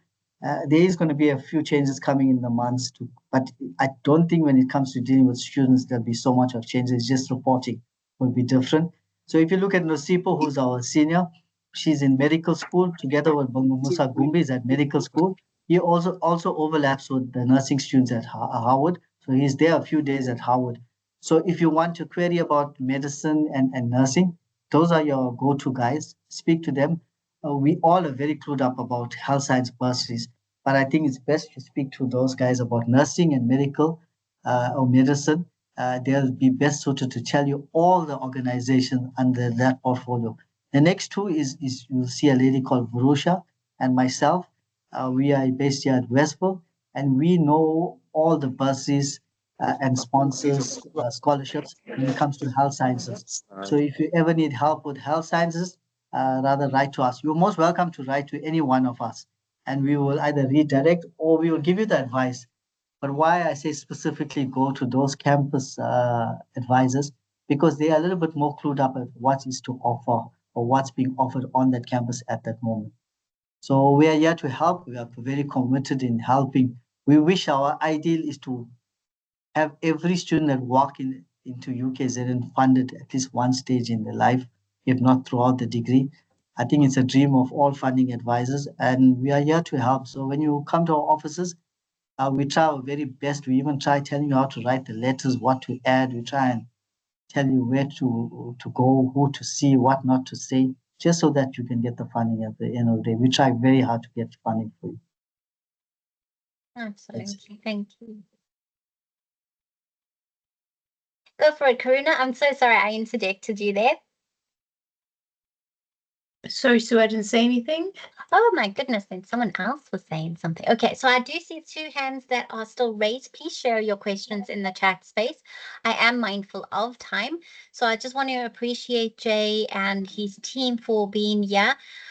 You do have their contact details. Any further information, please connect with them. We will also, the mentors on the WhatsApp groups will address as far as possible, but at any time, should they feel you would be better assisted by student funding, they will refer you over to either Nosipo, Bungamusa, Varusha, or Jay. So thank you so much. They are going to stay on the line just for a little bit longer, just to finish off on some of the questions that you may have. I don't know if there is anything else, but I am mindful that we have Student Residence Affairs on the line, and I'm super excited to move on and introduce this team. We have Bongakile Fikile Hadebe, the RLC for Howard College and Medical School. Yeah, so they are going to kind of unpack a little bit more about accommodation and residences and the available team that is there to assist you. What can you expect from your residents? What committees are there and social programs available? What is in your room? What you need to bring? And the type of facilities available at residence.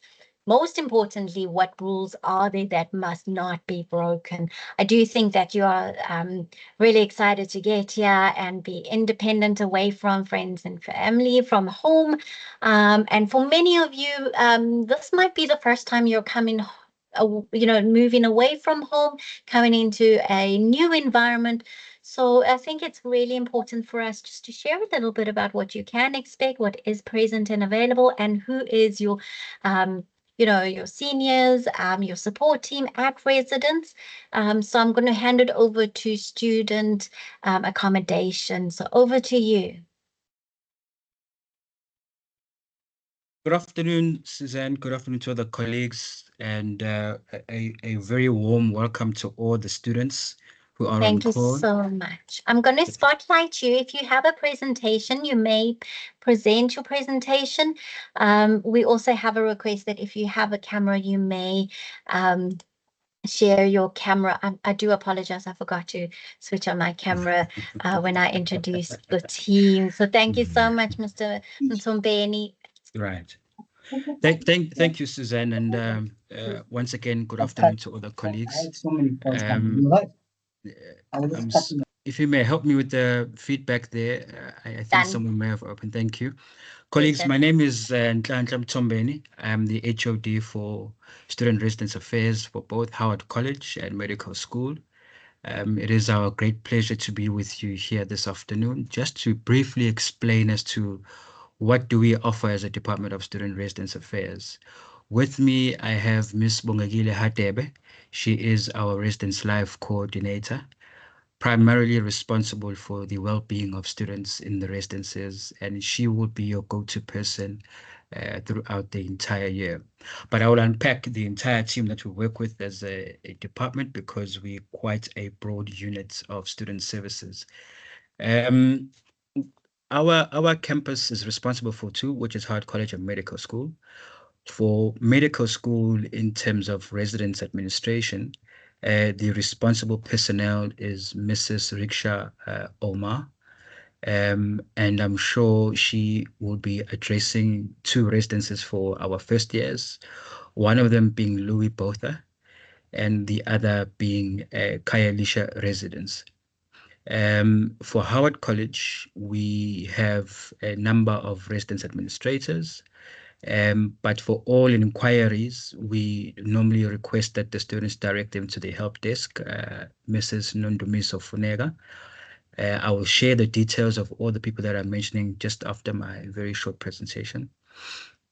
For Howard College, the residences that are accommodating this particular college, which is the College of Health Sciences, it will be Spiwe Zuma, where we'll be having our nursing students staying there, and then Louis Botha and Kayalisha will be the medical school F10s. So our team that was working in the residences, when you walk into the residences, we've got a number of staff personnel that are providing support to all the students.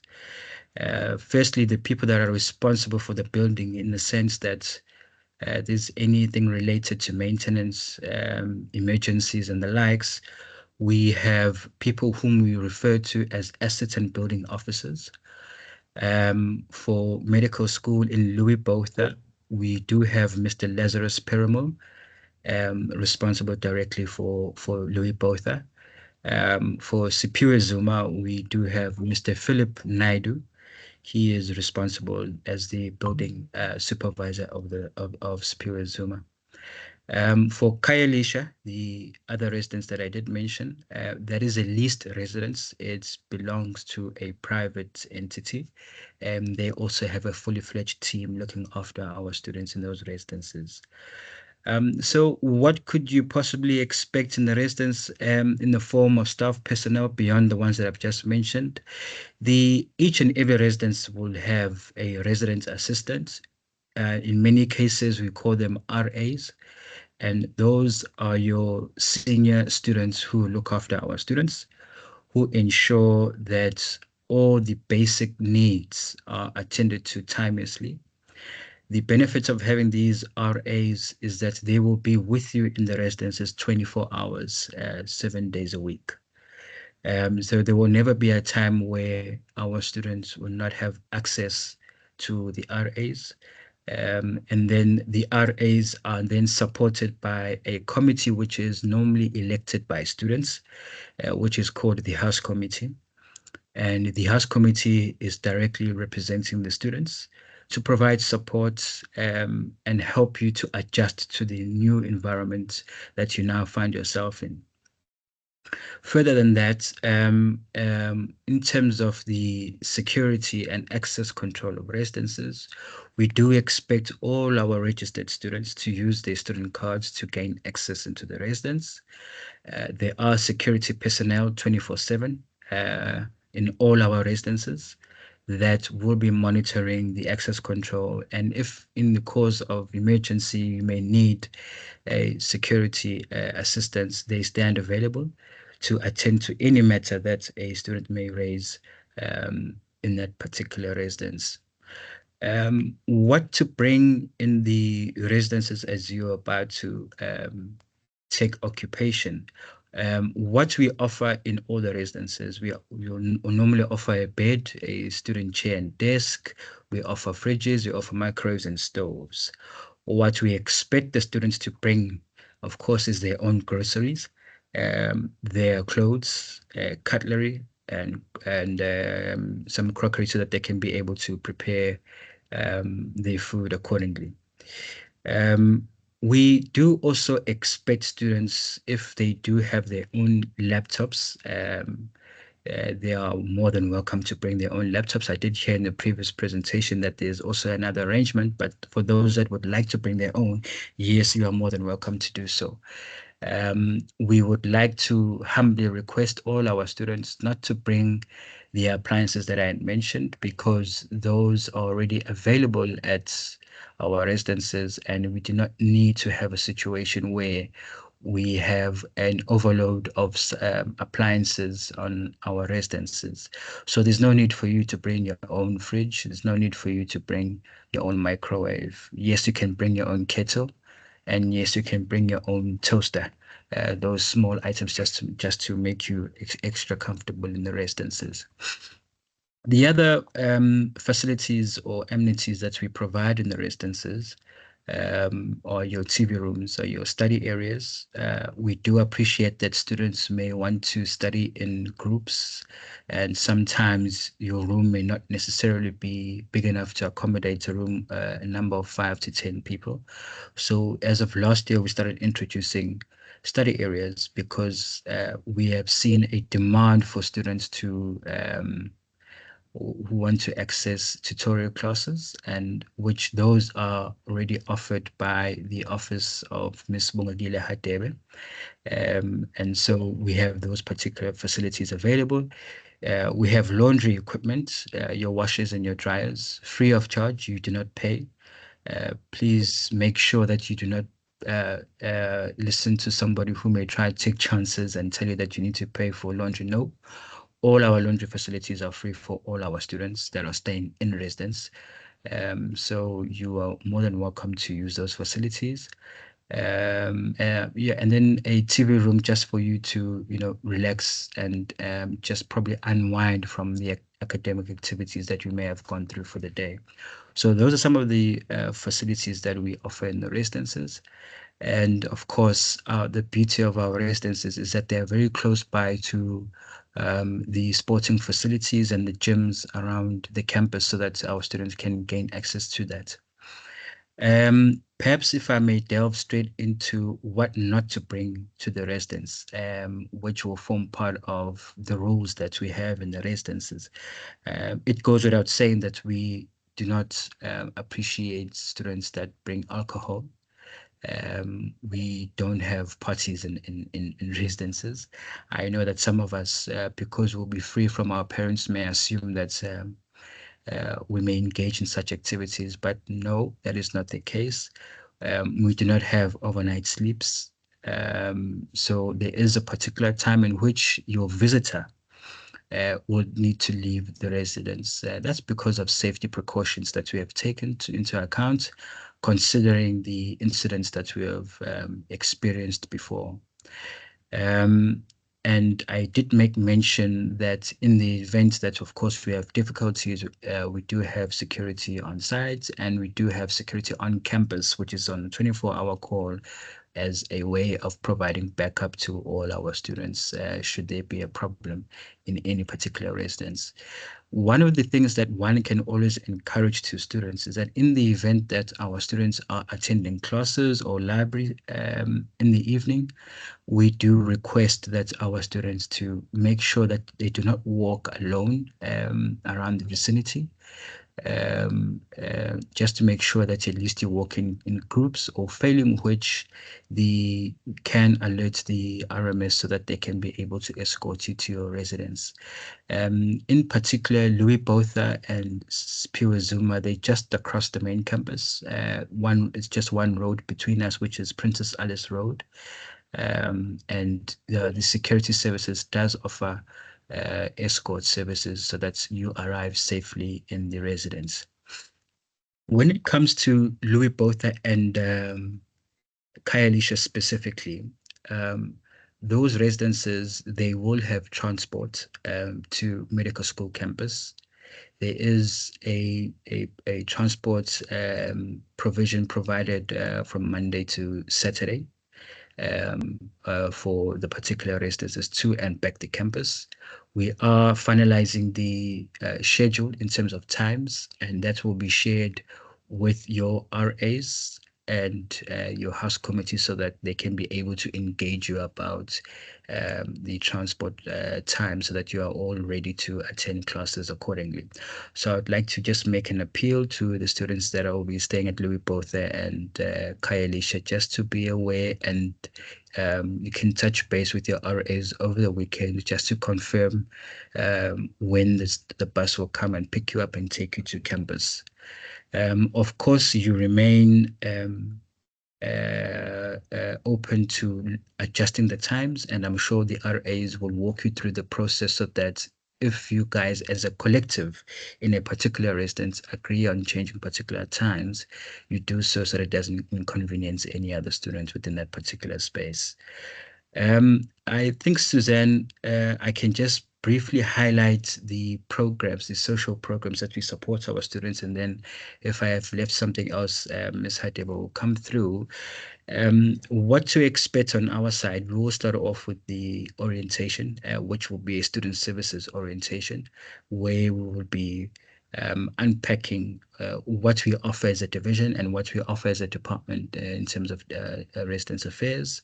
We will, of course, give the students a tour around the campus so that they understand where the other supports facilities are located in.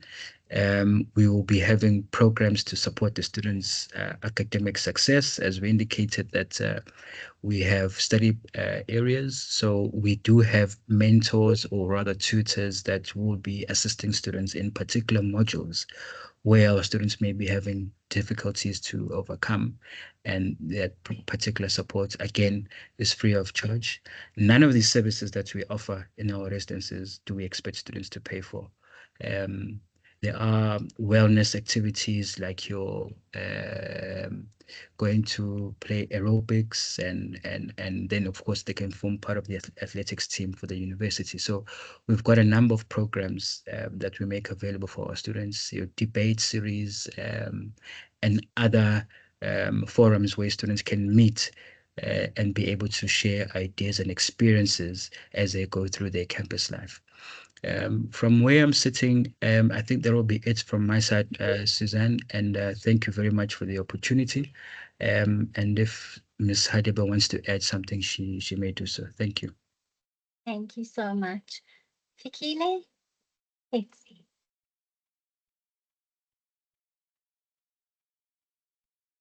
So while we wait for Fikile to unmute, I know she has been super busy with answering some of the chats some of the questions in the chat space, so I appreciate her there.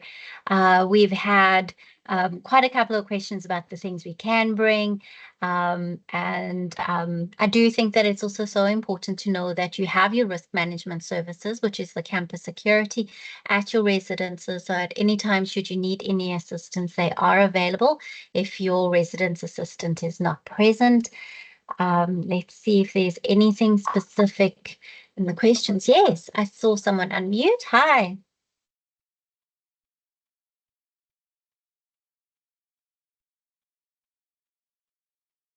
So I am aware that the facilities, perfect. So Fikile says she is covered. So I am aware that the facilities at the residences are meant for students within residences. And we have one question indicating that if I don't get accommodation now, will I be able to receive accommodation later in the year or next year? That was a common question we had on the socials. All right. Normally what happens, the colleges would allocate quote offers to students, and then the students would accept those offers. In the event that there's a student who did not receive any offer, it is advisable that the students will apply for the private accommodation as early as now. And then we will then go through a verification process and then be able to assist the students to finalize the private accommodation processes. Now, in the assumption that there may be students who do not know how to log in and pull through an application, tomorrow we will be at gate 9 to be assisting all the students that will be having challenges with logging onto the NSFAS portal so that they can be able to secure their residence in the private accommodation. Thank you. Thank you. We've got a question. So I know that different residences have different sharing facilities. So on average, how many would share a kitchen, a bathroom at our residences for first years? All right, thanks. Superior Zuma firstly is a residence of sharings. So the students staying there, they will be staying in just a maximum of 2 students, not more than that. Each floor will have its own kitchen, its own bathroom, which is quite sizable. Each floor is ranging between 12 to 24 students, depending on the block that's affected. But each floor will have its own full amenities to support the students. When it comes to Louis Botha is structured slightly different. It's not in blocks, it's in floors because it's just physically structured differently. And there our students are sharing the kitchens and bathrooms in a number of 16 students to 18.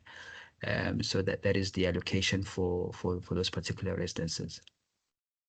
Okay, thank you. I did see a question.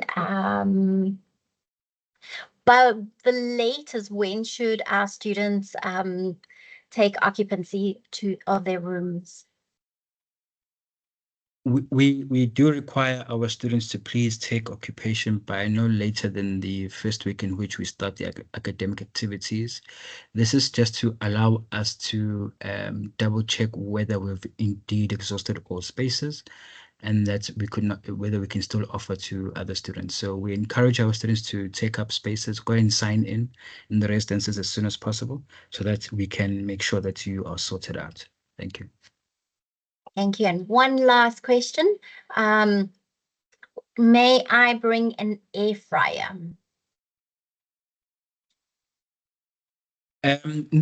No, Suzanne, we don't allow appliances such as air fryers. While they may deemed as a small appliance, but in terms of the electrical consumption, they do cause quite a disturbance to the other appliances that we have on campus. Yeah, so no. Absolutely. Thank you so much for answering those questions. So students, they are going to stay on the line for a few more minutes to answer some of the questions still in the chat space. I do know that there's quite a couple of questions still coming through, and we've got some raised hands. So far we have 2 raised hands, so I think we'll take the first 2. So Ulinda and then Mikhail. Over to you, Ulinda. If it's okay to come before classes start, like during this week, if even though your status, your res registration status still says res is unallocated, because I am NSFAS funded and my status for registration, the res still says unregistered and unallocated. So I was very confused in that aspect because I wanted to travel or come to the institution this week. So I was confused as to whether should I still come or should I wait for allocation. I'm going to hand, go for it. Yeah, I advise the students that they must all take occupation once they have finalized their registration. So the students can just wait for the change on the portal. Yes. If the students has not received an offer, I think someone's all right. Thank you. Yeah, if they've not received an offer yet, again, I still advise the students to then apply for private accommodation. I am aware that the colleges have not exhausted all their beds. They have asked us to give them up until this Friday to finalize issuing the offers and accepting offers, and then they'll be able to give us a final list of students that have been given offers. So between now and then, I'm quite certain the status may change for some of us that are here on call. Thank you. Thank you. I was offered a firm offer with the residents at Westville campus, and my academic hold was cleared by NSFAS. I was able to register, but my res status still says unregistered, which I do not quite understand. Yeah, no, thanks. I think that's an isolated issue, and I'd really appreciate if you may drop your student number so that we could check that and then be able to respond via email. I will forward your query though to the colleagues at Westville so I can unpack what the issue is, because I don't think they're here on call today. Okay, thank you. Thank you so much. And I think anybody that has a similar experience, because I know that there are 1 or 2 on the WhatsApp groups that have the same, please get in contact with DSRA and just share that information. Mikhail, over to you.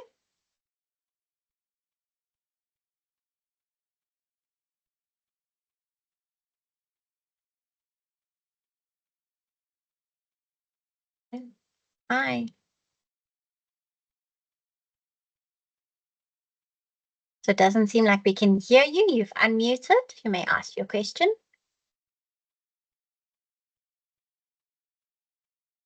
Hello, can you hear me now? Hi there. Yes, we can. By when could we move in? Because I was planning to move in on Saturday, so I was wondering if that is okay by the residents, by Louis Porter. Yes, you're more than welcome. You can even move in today. No problem. Okay. Thank you so much, sir. The one this one, over to you. Oh, hi. I wanted to ask, for self-funded students, how can they apply for private accommodation?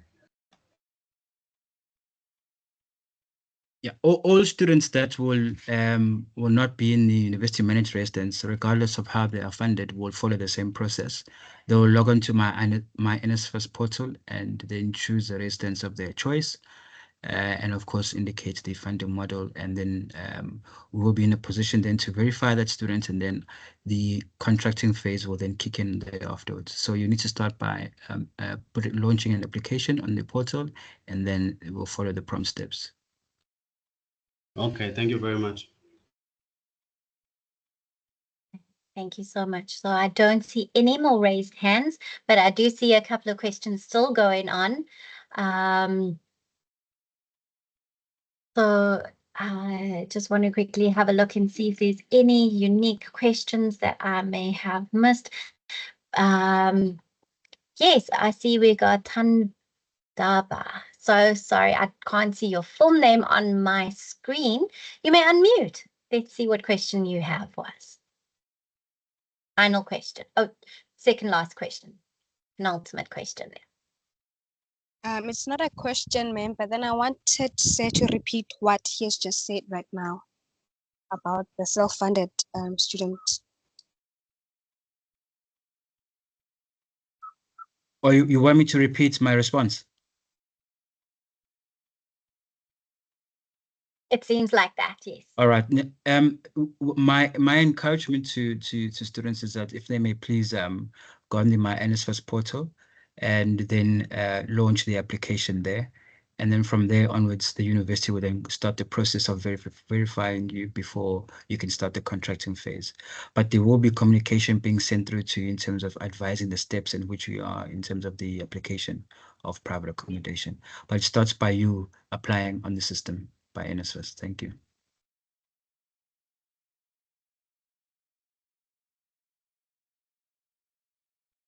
Susanna, are you still with us?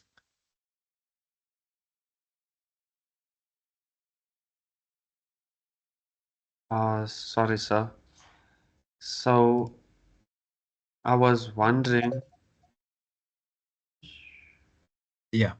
Sorry, sir. I was wondering if we do on the portal, on the student enabler. So if we do have the proof of registration and we come to our residence, we will be allocated the room.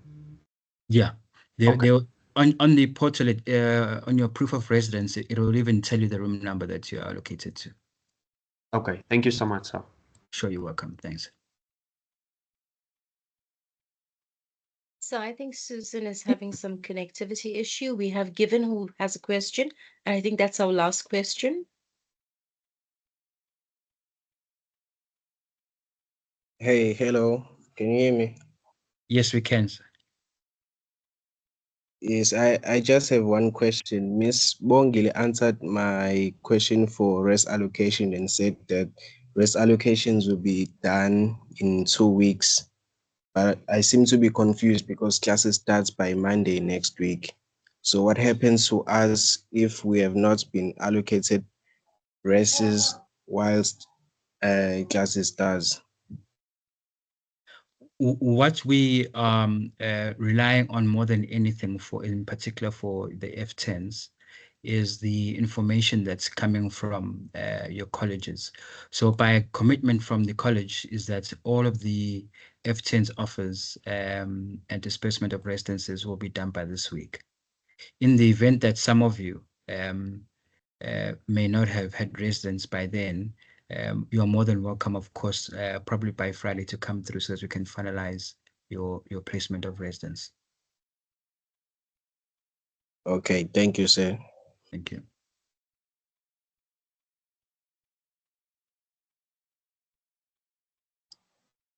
Hello, may I Tom, ask are my you question? willing to? Oh, sorry. Apologies. So are you taking any more questions? No, I don't have a problem. I'll be guided by you in terms of time. Okay, that's fine. I think we're still waiting for Sue, who's having a connectivity issue.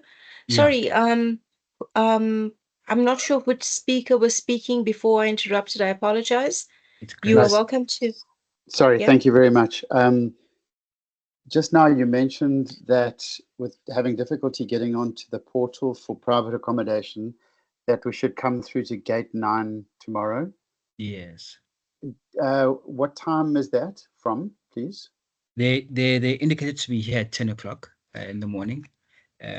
So we will be awaiting for them. The colleagues delegation from NSFAS and ZICO, they'll be here at 10 o'clock to assist the students and the service providers. Thank you very much. Sure.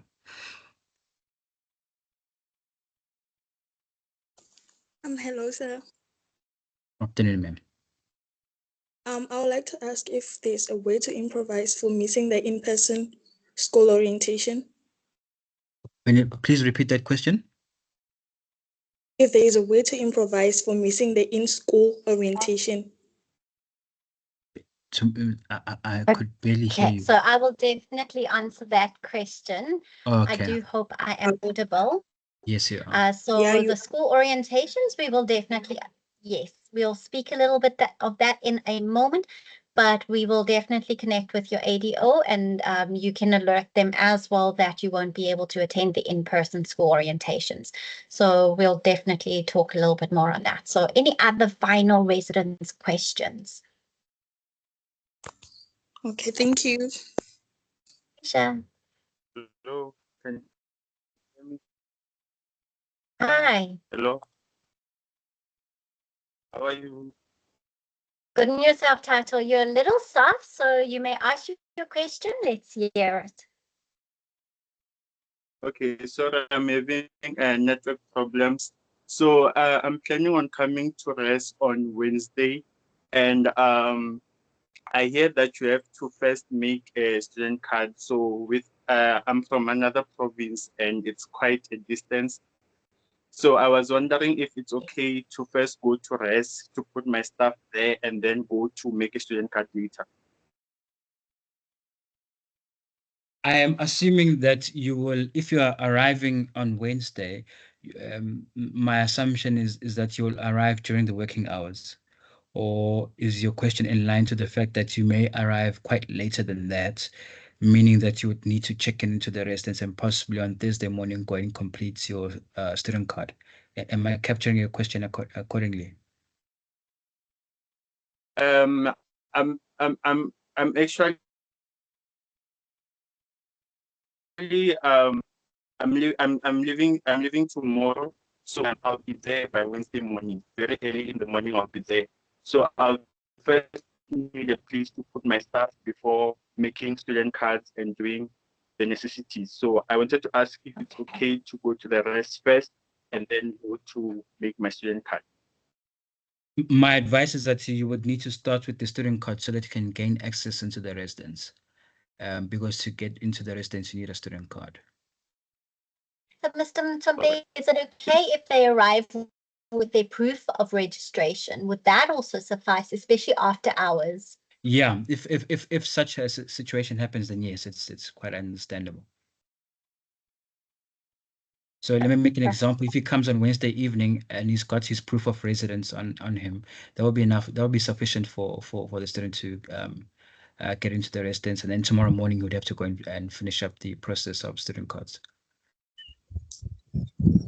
Okay, thank you. Thank you for that. Okay, so I see we've got an extra few hands. See, over to you. You've got your hand raised. Yes, good day, ma'am. It's me again. So I'm asking pertaining, I've got an offer, a film offer there, an allocation of a rest. So definitely, yesterday I registered online, and then today I've just received a call currently saying that I haven't registered for rest. Yes, I did register for rest, but my rest status said it has been not allocated. But the guy who have just called me from UKZN said that I also have to register for rest. Now I'm a little bit confused. All right. No, I would request that maybe if you can drop us your details so that we can be able to see on the ITS system as to whether you are registered or not, and then we'll advise you how to then correct whatever problem that we may have identified. If you may please just send us your details. I think Ms. Hadebe did send the contact details of our department on the chat. I will also do so before I exit so that we'll be able to receive whatever other query that may be required to respond to. All right. Thank you, Mr. Mtombe. Thank you, Bob.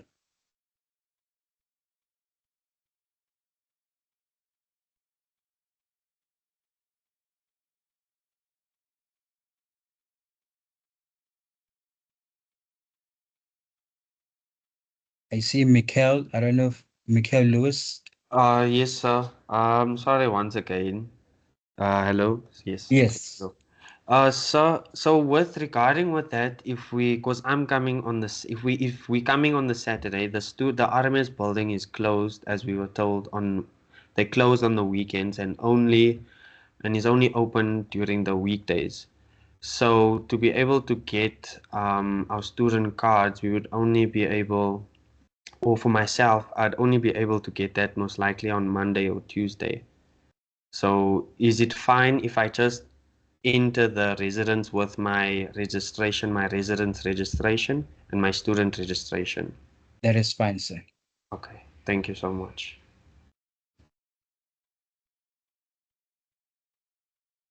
Okay, thank you so much. And we've got one last question from Silmile. Over to you.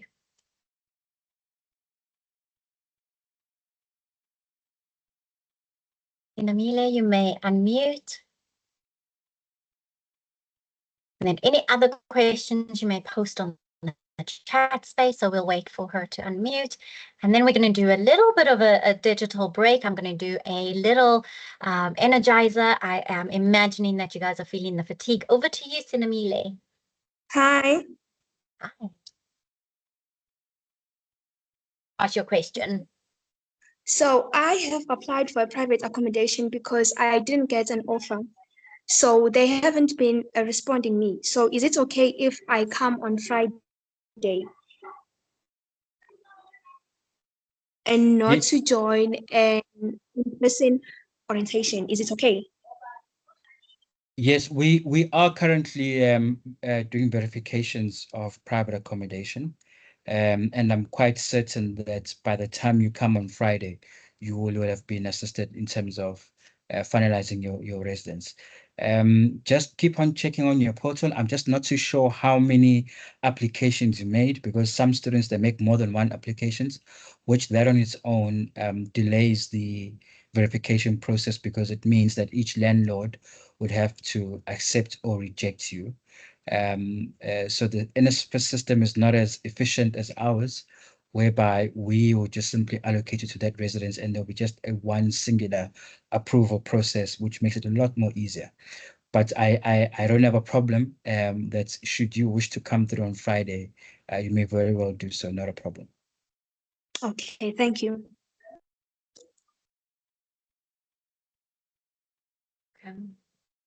I hope I am still connected and that you're able to get, oh, now. No connection. Yeah. There we go. Welcome back. I'm losing connectivity. I don't know if you guys are hearing us and hearing me. Yes, we can hear you, Susan. Perfect. Perfect. So I am questions pertaining to accommodation and residences and moving in. We are going to take a 5-minute break, and you have some options. You can join us with a little bit of dance Zumba. And courtesy of your team on the line. Just quickly pulling out the YouTube video. At any time you're digitally tired and exhausted, you have a variety of activities at your fingertips. And during our college orientation and your school orientation sessions, we are going to teach you how to better manage the fatigue, the academic fatigue, having to sit down and study for a long period of time. I'm mindful my network is a little poor, so I do hope that this video does share, but the video is 3 minutes long, so I'm going to give you a 4-minute break. So if you would like to take your break and go to the bathroom, go grab a glass of water, maybe do some exercises, push-ups, stretches, or join us with a video share, and yeah, put on your videos. Let's join in on this Zumba dance. I am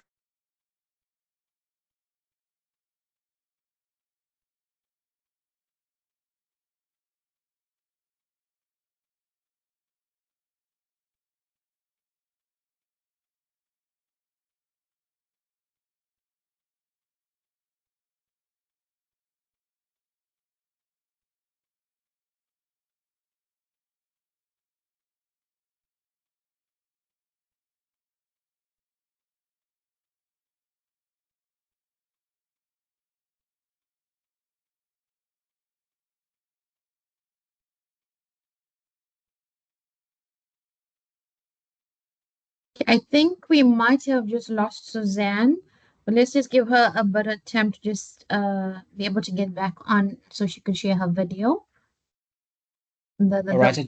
Can I just ask one quick question? Are we done in terms of the student residences? Okay, so Suzanne's, I think, left or kicked out again. I think we have exhausted the student resident aspect. And if students still have questions, they can certainly pop it on the chat and we can maybe save that to share with you. Sure. But it's safe to say that I think we pretty much answered all of their queries quite extensively. Well, Thank you very so much. Thank you. Bye. Bye.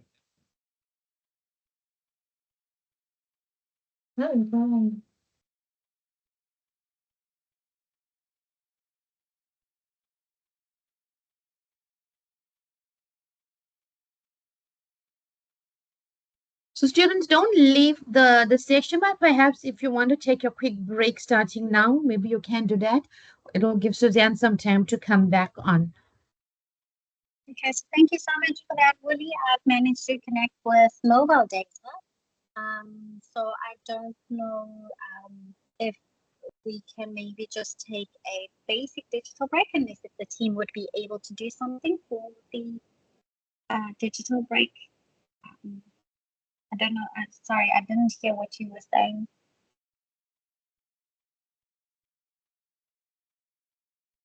No, I just suggested as we're waiting for students to maybe just take their break whilst you get a chance to log back on, because we could see that you were struggling with connectivity. Okay, so could someone maybe share a Better When I'm Dancing Zumba for me while I try and sort out my connection?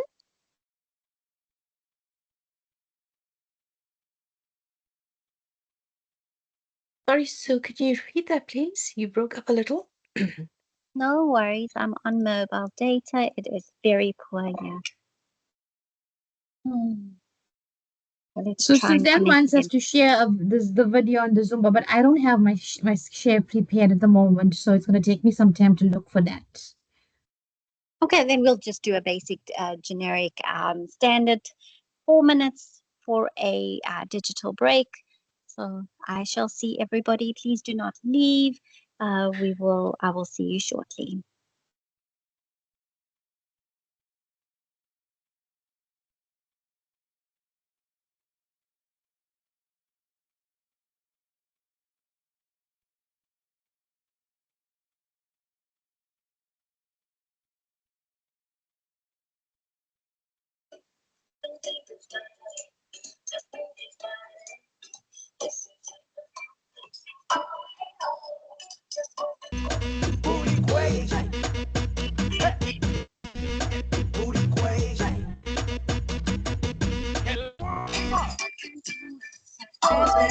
Make it last, make it stick. Give me treat, I'ma show some tricks. They might do it, they don't do it like this. Bust some moves, make a play. Show some love, you can stay. It could only go one way, my way. Let's go. First pick it up, you drop it low. I've been in love since you walked through the door. I wanna know just how far you could go. Don't be shy, now just show me that. Give me two. Booty quay. Let's go, let's go. Booty quay. Let's go.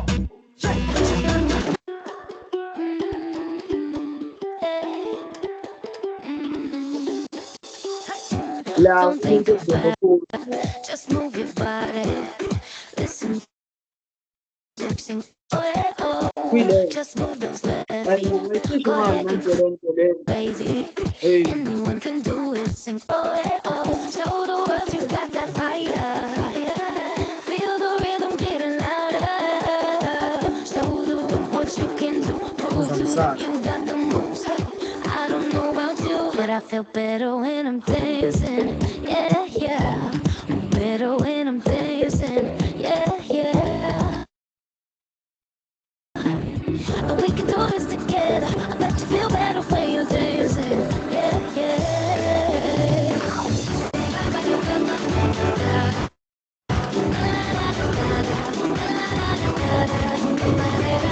When you finally let go, and you say that solo, cause you listen to the music, say it oh, cause you're confident, babe. Yeah, you make it right. We know that you could do it, sing oh, show the world you got that fire. Feel the rhythm getting louder. Show the world what you can do. Go to the mill, got the moves. I don't know about you, but I feel better.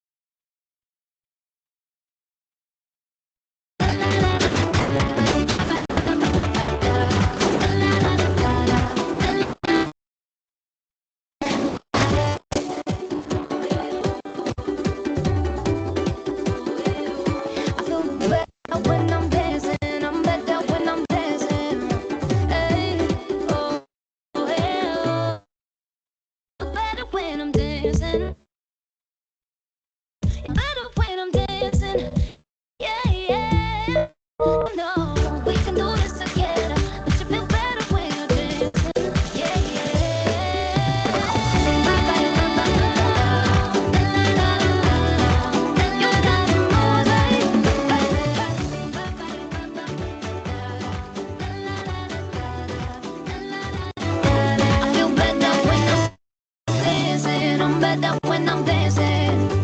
Hey, feel better when I'm, yeah, yeah.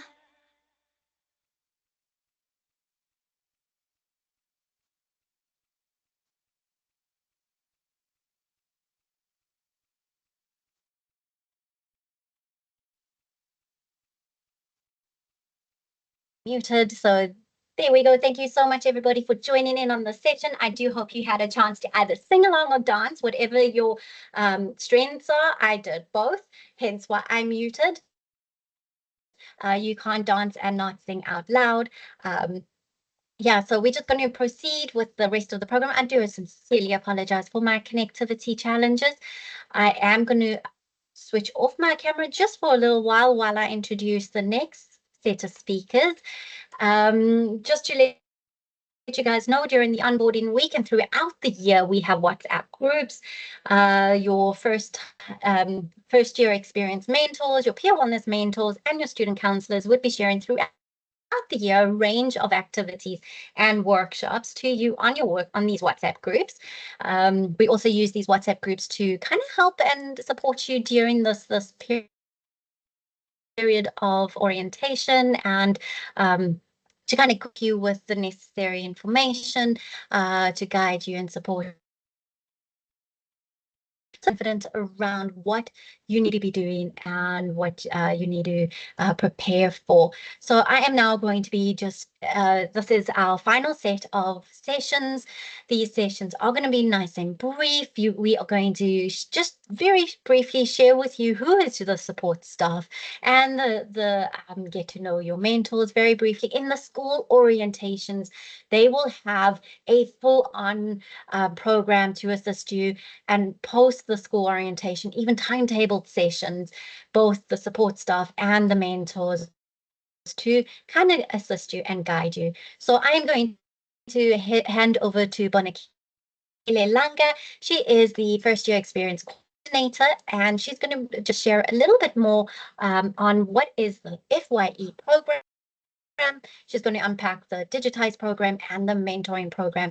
So Bonakele, over to you. I hope you're still on the line. There we go. I have found you. So let me spotlight you for everyone, and you may share your screen. So welcome. Thanks for joining us.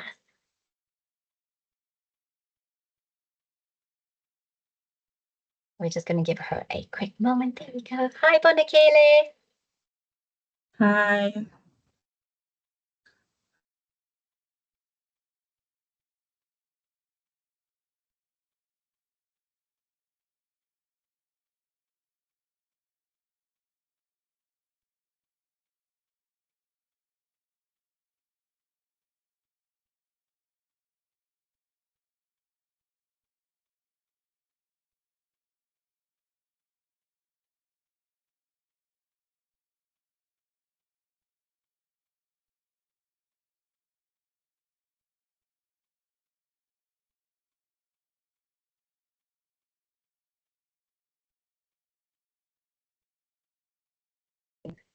Slideshow view. Can you see my screen? I can see your slides. Would you like to put it in presenter view? In Yes. slideshow view? Yes, I'm trying to do that now. The next one. Yeah, there we go. You can click on that one. Is it presenter view on now? Yeah, so you'll have to reshare your screen. The share screen that you shared, or the screen you shared with us was the slides.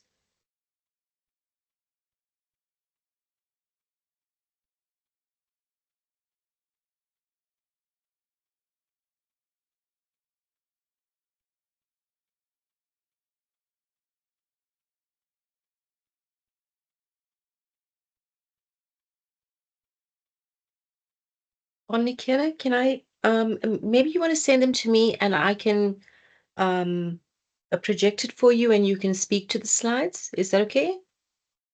It's okay.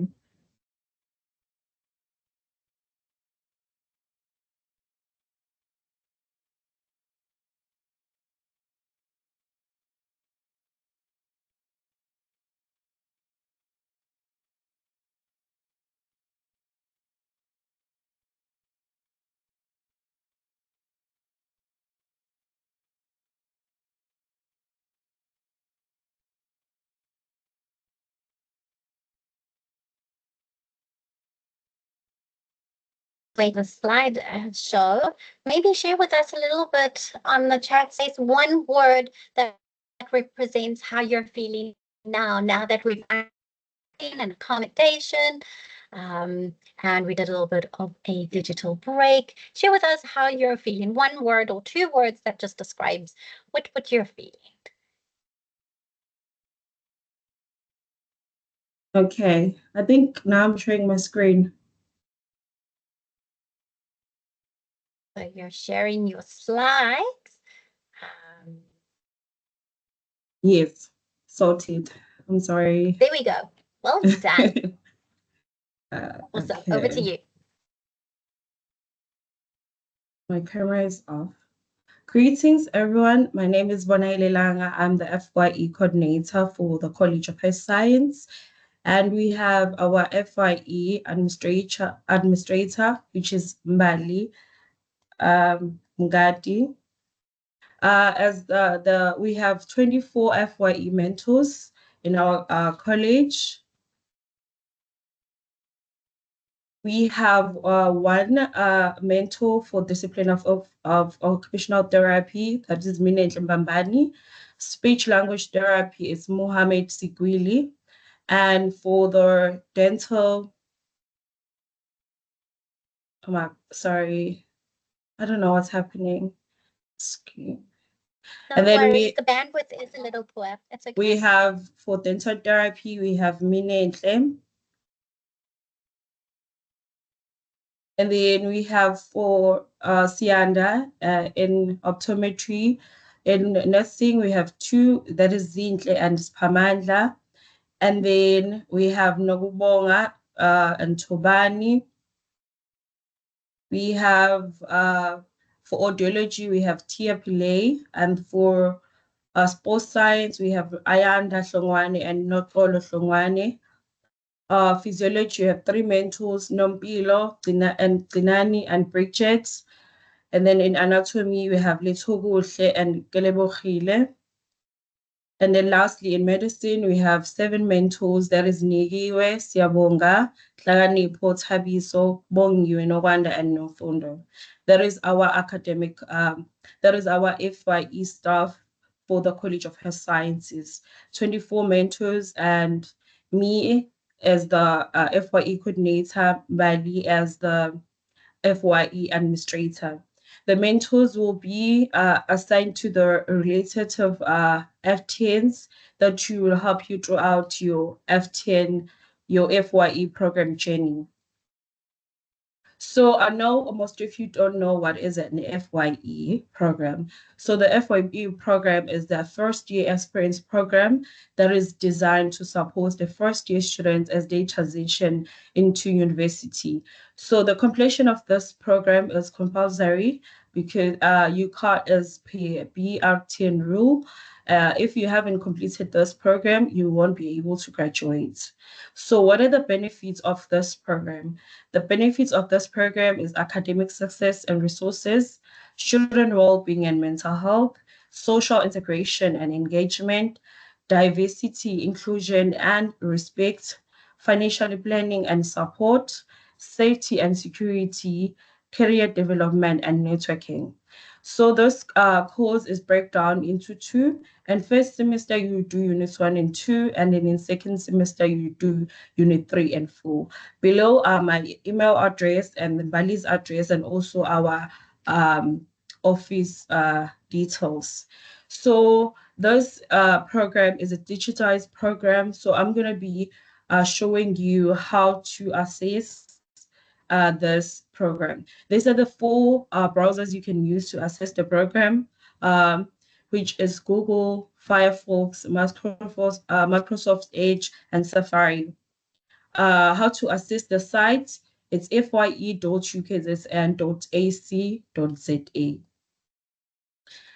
After that, you get the mail from the FYE support containing a unique temporary password, and then you log in. So what happens when you can't log in? You will firstly you enter your student number and also your temporal password, which you will receive, and then you'll be able to log in.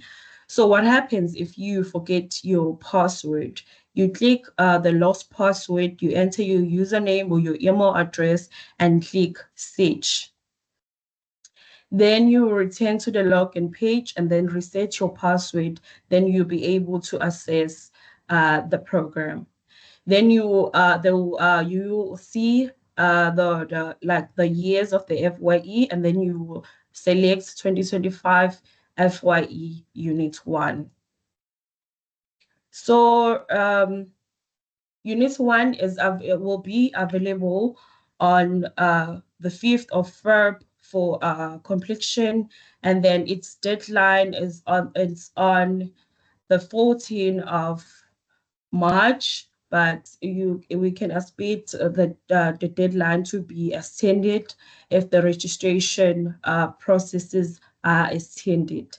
And Unit 2 will be available on the 17th of March, and its deadline is the 11th of April.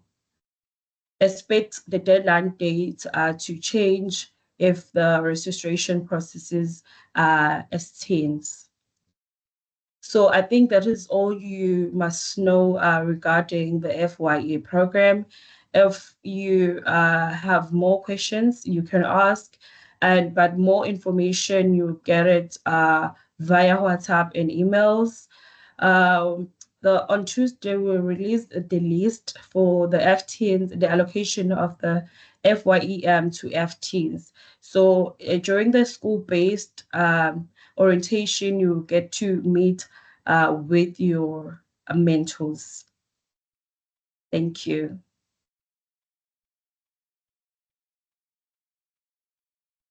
Thank you so much for that, Bonakele. So I know that we've already had quite a couple of questions about E and whether we can start the FYE program online. So we've got a question. What is the enrollment key?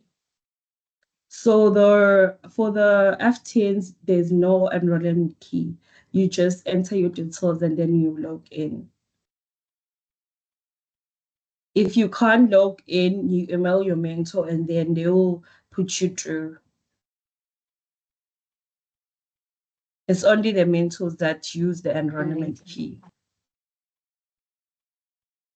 Absolutely. And could you share us with the dates again? So I think you definitely post that on both the WhatsApp groups and so for Unit 1 will be available WhatsApp groups and down the chat space. Yes, the dates will be shared on WhatsApp, but Unit 1 will be available on the 5th of Feb, and then Unit 2 will be available on the 17th of March.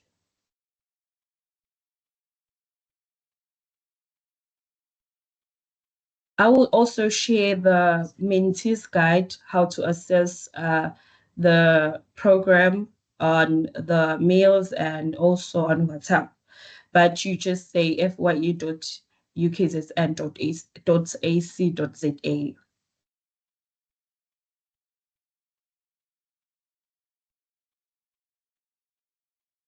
Thank you. And I do believe that the mentors will be able to respond immediately on the WhatsApp groups, obviously within office hours. So Bonakele, what times do the mentors work? And we will share it definitely on the chat space, because I do think that there is a network and we're losing out on some information.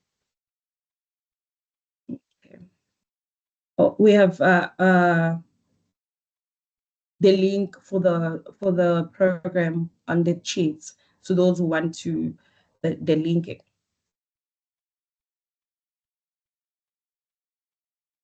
Thank you so much. Yeah.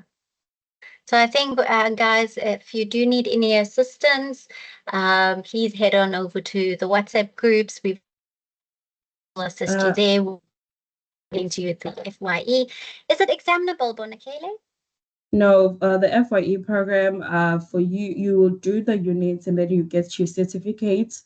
It's just after doing while you learn about something, there's questions at the end, and then you get 100%, and you get your certificate same time.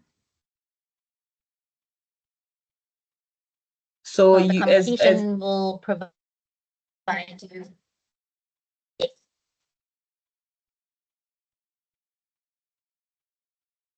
I was going to say, so the completion of the modules provides you with, the certificate to say you've completed the unit, you've completed the course, and that is the objective that you need to meet in the module. Yes, that's it. You need Absolutely. certificates for all the units, showing that you have Perfect. completed the program. Yeah. And it's just few questions. Absolutely. So I am mindful of time, so I am going to move over to the student support services. Just very briefly, Mrs. Wilganisi Savar is going to share a little bit as to the support staff and to get to know your wellness mental. So very briefly, then we're going to do Ms. Karuna, my technical co-host for today, and then we're going to end off with ICS support offered by Mike. Over to you, Willie.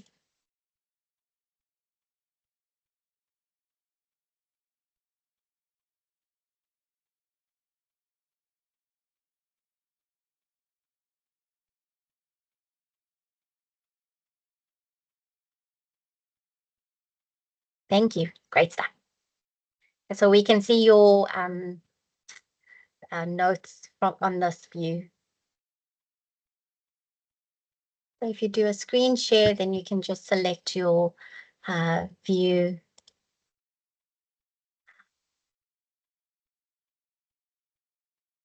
Slides, the unique slides.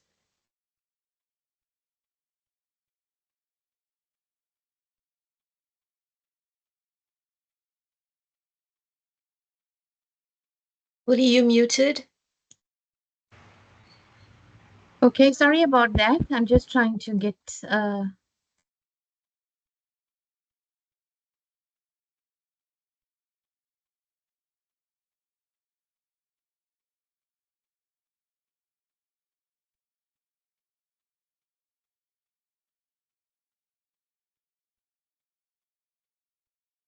you able to see the screen now, Sue? We're able to see your slides. So what you can do is you can present, or you can prepare your presenter's view slide. Here we go. Can you see that? Sorry, my network is a little slow, so I can see your title screen. So you can proceed to the next one. Okay, great stuff. So good afternoon, students, and welcome to the college, and congratulations on arriving here successfully. I'm Wali Teva. I'm a student counselor in the college, and I have the wonderful opportunity of sharing with you the team, as well as extensive services that we have in place to support you through your journey. I'm just going to put my camera off so it helps everybody. Okay, and I realized that we got not too much of time, so I'm going to race through this. So I'd like you to please meet the wonderful team that's in place to support you. You already have started meeting the FYE team. You have started meeting some of the student council, but this is just to share with you. In our college, we have student counselors, we have academic development officers, we have peer wellness mentoring, and the first year experience mentors. So it's quite a number of a laid support that's in place. Just to introduce our team, our team is headed by Dr. Saloshni Pillay, who is our manager, and we have the following counselors, as you can see on the slide: Christine, Nandi, Susanna, myself, who are based in the Durban offices, and then the Kushle, Sibisa, and Wendy, who are at our DCTP sites. So just to answer a question as to who are we, who is a counselor?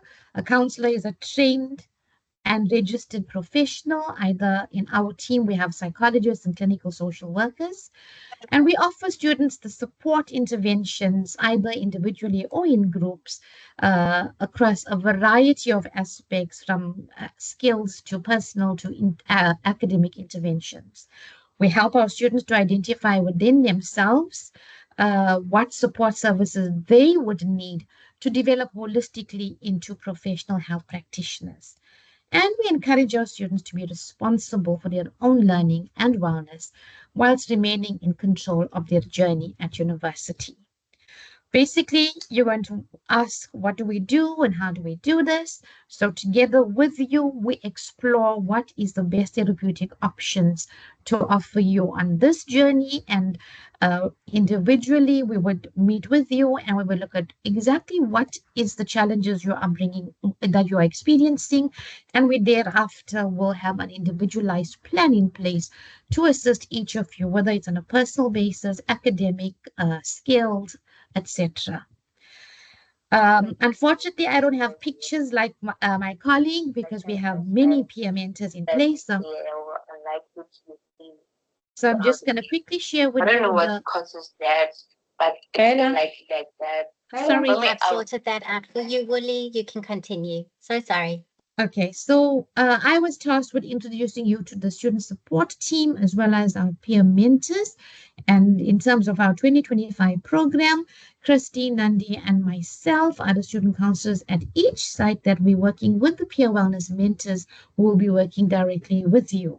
And we have Karuna, who is our admin person on the program. And Karuna is really the one person that you'll be having a lot of contact with because she handles all the administration and logistics of this program. So I'm sure many of our peer mentors have already had interaction with her, and you will learn more about her via them. Who is a mentor? Basically, a mentor is a senior student that offers support and insights based on their experience, having been where you are now. So they have come down this path. They know exactly what you are entering. And support in our college is basically on a ratio of 1 mentor to about 15 to 18 mentees. So each one of you will be in a group with a mentor. The support is aimed at being discipline specific. Our mentors are trained in terms of the wellness and the helping models. And this means that they are equipped with specific and extensive skills to support your holistic well-being. Peer mentors, the peer wellness mentoring program is based on the fact that we know that students will most often seek other students for help when experiencing frustrations, concerns, worries, and problems. So peer wellness mentors are in your living and learning spaces. They are senior students, they are students in the program, and they live amongst you and they study amongst you, and thus you have easy access to them. It is a learning situation in which our peer wellness mentors will listen to and help to facilitate the growth of our first-year students. Peer mentors are trained and they are supervised to offer listening, support, and assistance in all areas of challenges that you may experience. So basically, a peer wellness mentor is someone who cares about others and who talks to them about their thoughts and feelings. Rather than being an advice giver or a problem solver, a peer helper is a sensitive listener who uses communication skills to facilitate self-exploration and decision-making. A peer mentor is not a therapist or a professional counselor. These are individuals, like I said, who have been trained to help you through and to reflect on some of the challenges you are experiencing in your academic living and learning spaces. So a major purpose of the program is to increase the number of skilled help that we have in our college, where our peer mentors move amongst our students and can offer spontaneous, informal assistance and be available to you throughout the day and probably evenings at your residences. So remember, peer mentors are students themselves and they have a full academic program. So they might schedule appointments just as we do in traditional counseling, but their main focus is on working with you in your living and learning and social spaces. Their sessions are therefore most likely to be informal discussions and conversations with you. But bear in mind that they have the knowledge and the skills to be able to assist, listen to you, and support you as best as they can. In addition, they offer our first year's individual support and group support. They do this through fun and interactive activities at rest and in the learning spaces. They share they are the contact as well link between the student counselors and our first years. So we are always get feedback every single month as to how the program is progressing and what are the unique needs of our students. peer mentors recognize students who require further assistance and refer them to student support services for further assistance. So we have 66 peer mentors. As per the slide above, you will get to know who they are soon. You're going to meet them in your discipline-specific groups, but every single discipline has sufficient peer wellness mentors to support you. Just in a nutshell, I'd like to share that last year, some of the feedback that we got from our mentees, I'll just read one of them, is that the services I received from my peer mentor was incredibly supportive and personalized. They provided guidance in balancing my mental, emotional, and academic well-being while offering practical tools to manage stress. The mentorship felt more like a partnership with a strong emphasis on listening to my needs and helping me set achievable goals. Overall, they created a safe and encouraging space for personal growth. So I shared this because I want you to know that the peer mentors do the best that they can to make you feel safe, welcome, comfortable, and heard in your spaces. If you need further assistance, who can you ask? It's your starting point would certainly be your student counselors. You've met Christine, Nandi, and myself, and you will meet us in the discipline-specific orientations more intensely this week.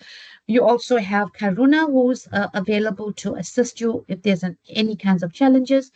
Each one of you have a discipline-specific ADO, as well as any other peer mentor in the program. If you feel that somehow or the other you did not get assigned into a peer mentor group, please bring this to our attention. Chat with one of us, the counselor, the ADO, the SWAT AA, or another peer mentor, and we certainly will make certain that you are placed within a group so that you'll have a mentor to take you through the year. Okay, so we do know that your journey at university is going to be filled with many different kinds of challenges. But this is the reason in the College of Health Science, we are known as a caring college because we have many tiers of support in place to support you from the time you enter through your transition until you graduate. So basically, there's ongoing tracking and monitoring of our students, how they are settling in, how they're coping, and any challenges that they are experiencing. We quickly try to offer you the extended support. Students who enter university experience a range of challenges related to your stage of development, your academic challenges, and challenges in your personal spaces, etc. So on the slide is just sharing with you a summary of the different kinds of challenges that our students do experience. And this is the reason, based on the challenges of our students, student support services plays a critical role in helping our students to regain emotional balance that is necessary to cope with the demands of university life. Our services are free, professional, and confidential. So please note that you will have access to any one of us, the Durban counselors, Suzanne, Christine, Nandi, and myself. The details on the slide above, but in front of you, but we will also be sharing these details with you when you do get into DCTP sites during your clinical training. This is known as decentralized training platforms. We also have a whole team of support available to be able to assist you at these sites. For an appointment with a student counselor, you may use the chs.sss@ukzn.ac.za email address to make an appointment with us, or you could also use our toll-free line and we will certainly get you in touch with the counselor that you need to see. So on that note, welcome once again. Congratulations to you.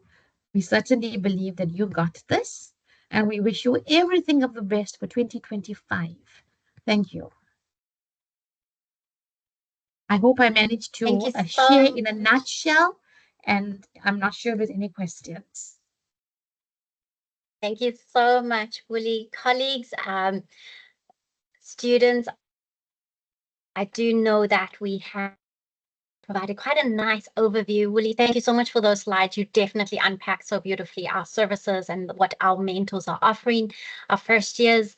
I did see on the WhatsApp groups the allocations for some of the mentors and mentees are being shared. Please, if you haven't been allocated a mentor yet, let's wait for tomorrow when all the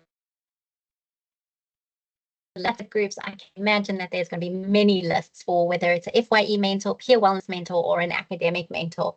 But without any further ado, and Willie, just to let you know, you had also tons of hearts and reactions from the group on with what we're offering. So thank you for that. So I'm just going to hand over to Ms. Karuna. She's going to touch on a little bit on the student wellness assessment, as we've got tons of questions on this. So Karuna, over to you. And then we're going to have Mike Matkane from ICS that is going to unpack a little bit more on Student Central, Global Protect, land passwords, as well as how to remain digitally savvy. So Karuna, over to you. Thank you so much for your time. Yeah. Thank you very much, Sue.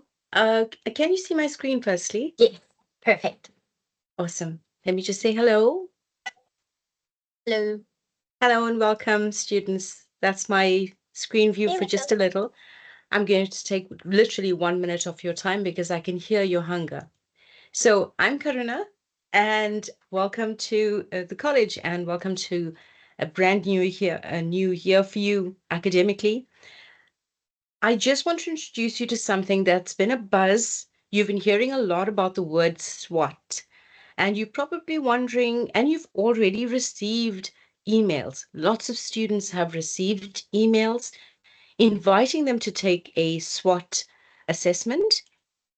And I've been getting those emails, and we are really sorry, but those emails were sent in error and they were sent prematurely. But before I get to that, you may be wondering what the SWOT assessment is. So today I'm just going to touch on that, what the SWOT assessment is, why must you take it, and when do you need to take the assessment. So SWOT actually stands as an acronym for Student Wellness and Academic Transformation. Now, to build on what my colleague Mustafa just said, and this fits in so beautifully, you're probably wondering, if Student Support Services offers all of these wonderful programs for you, SWOT is a place where you start, because it's the assessment that gives you access, one, to the counselors, and two, to all of the lovely programs that they have. SWOT is one of the ways in which you can access that. Now, SWOT, I beg your pardon? Hello? So can that was an error by someone I'm looking. You can continue. Thank you. So SWOT is an online assessment which deals with many areas of a student's life. And this is your personal life, your academic life, as well as anything else, your environment as well. So this is 7 domains that it looks at. And this is why taking the SWOT assessment is important, because it helps you in the following areas: your emotional, your psychosocial, intellectual and academic, occupational and career, environmental, and this could relate to UKZN, residents, anything that's happening in the environment, the outer environment, your spiritual and cultural self, physical and biological self, the impact that COVID might have had on you, your family perhaps. And so it looks at all of these areas and it assesses it, and then you get an outcome. Now, the outcome is relayed to the counselors and to the ADOs so that intervention can be done. Like I said, the invite that you've received was sent in error. Please, please, please, we're going to create a hype about this. SWOT will be launched in March of 2025, possibly the last week of March. Do look out for the posters. Your mentors will remind you that it's necessary to take the assessment. You have a few months to take it, so it doesn't necessarily need to be taken in March, and you can pace yourself a little. Sue, will you agree with me on that? Yeah, so I know Please, that we might have assignments dates, assignments due when we release it, but we do hope that when you receive the link that you complete it ASAP, because we want to offer you a range of interventions addressing all of the factors that may impact your academic performance, your mental and financial well-being, just to ensure that that remains intact. I hope I covered that. Thank you, Sue. So students, we do encourage that you take it, but please be on the lookout in March when you will get a new invite inviting you to take it. At the moment, don't stress about it. I know I'm getting a lot of stressed emails. Yes, it's sent in error. Wait until March, please. We thank you and we wish you an amazing 2025 and tons of success. Thank you very much. Sue, it's back to you. Thank you so much. Thank you. So I do see that some of us have completed the SWOT wellness assessment. Just write to Ms. Karuna. Karuna is going to share on the chat space her email address in which you can follow up on those types of questions. But you will definitely be guided and supported well through ensuring that you got your link, accessing the link, as well as the interventions being offered to you based on your responses. The assessment is confidential and only a student counselor will have access to the full assessment profile, your responses. The academic development officer will receive your academic responses and will offer you tailored interventions. So thank you so much. I am going to now hand over to our final speaker for this afternoon, which is Mike Madakane, is from ICS, and he is going to just share a little bit more on all the little technical stuff that you may need to be technically ready for your studies. And over to you, Mike. Good afternoon. Good afternoon, Mike. Thank you so much for joining us. Okay, put a little bit of a challenge with my bandwidth here. I'm not sure whether I should do a presentation or just go straight to the question or just talk about the 3 items that you talk about. Because my presentation is no problem. Okay, maybe I can just share the screen. I can definitely. Come again? Yeah, I can definitely hear the issue with the bandwidth. I can hear the issue with bandwidth. You can share your slide and then we can take on some questions. But yeah, you're going to be talking a little bit about what Student Central is, Global Detect, the multi-factor authentication, and our computer lands. Go for it. Okay, can you see the screen? Yes, we can. Thank you. Okay, yeah. ICS provide a whole range of information and communication technology services to UKZN students and staff. This will include software acquisition and support, laptop and desktop acquisition and support, and Wi-Fi to our students, mainly in all 5 campuses and their university-owned residences. We provide Wi-Fi and the government hospital in the province. We have got computer labs, with above 43 computer labs that total to about 2,450 computers that is owned by ICS. And we also provide printing and ICT training for new students, those who need to be trained on Microsoft. And yeah, I've already talked about this. Some of the business application that we support is ITS, SMS, academic software. This include Moodle, that learning software, Turnitin, and Inspira. Okay, I'll just summarize it. And we also involved in drawing up the specification of the NSFAS laptops and the rollout of those laptops and looking after it for the duration of 3 years.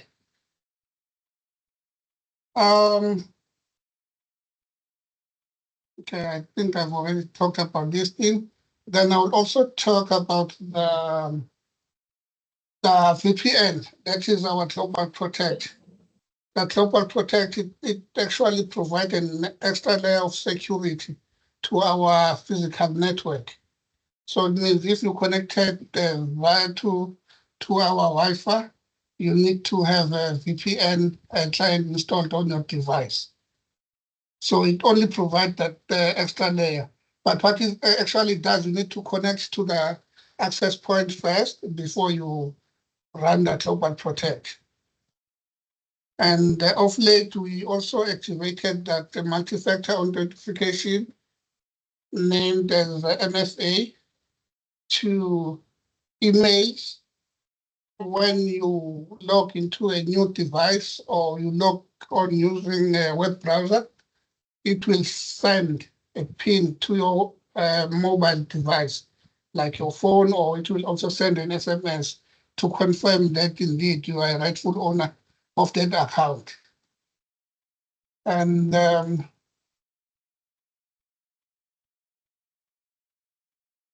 okay, and we also have, I don't know whether you talked about the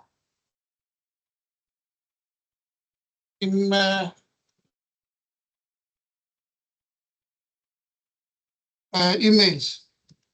Yeah, the student email You can address. definitely share. Yeah, but Some students are struggling with their emails. Yeah, the email address for the student, it's the student number at STU, like you can see here on the screen, at stu.ukzn.ac.za.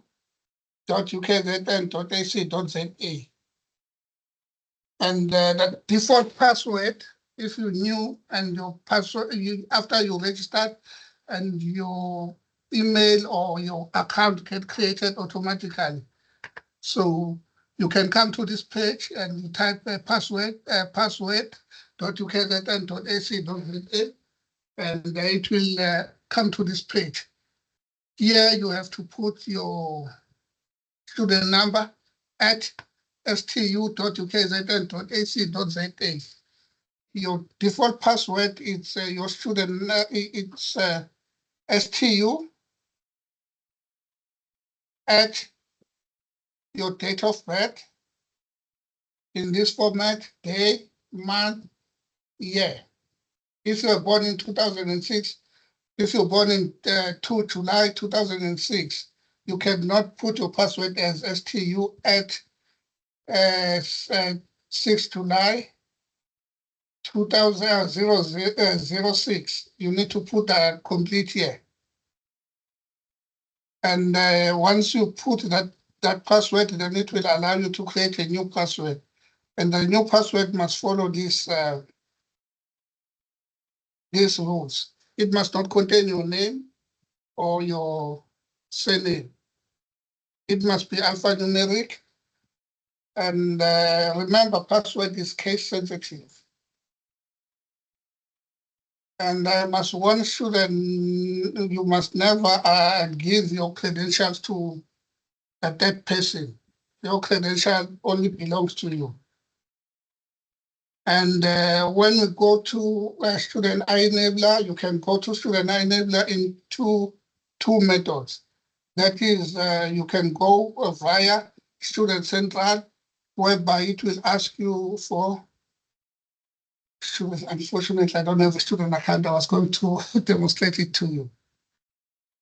You can go to that Student Central and you enter your student number and the LAN password that you have just created here.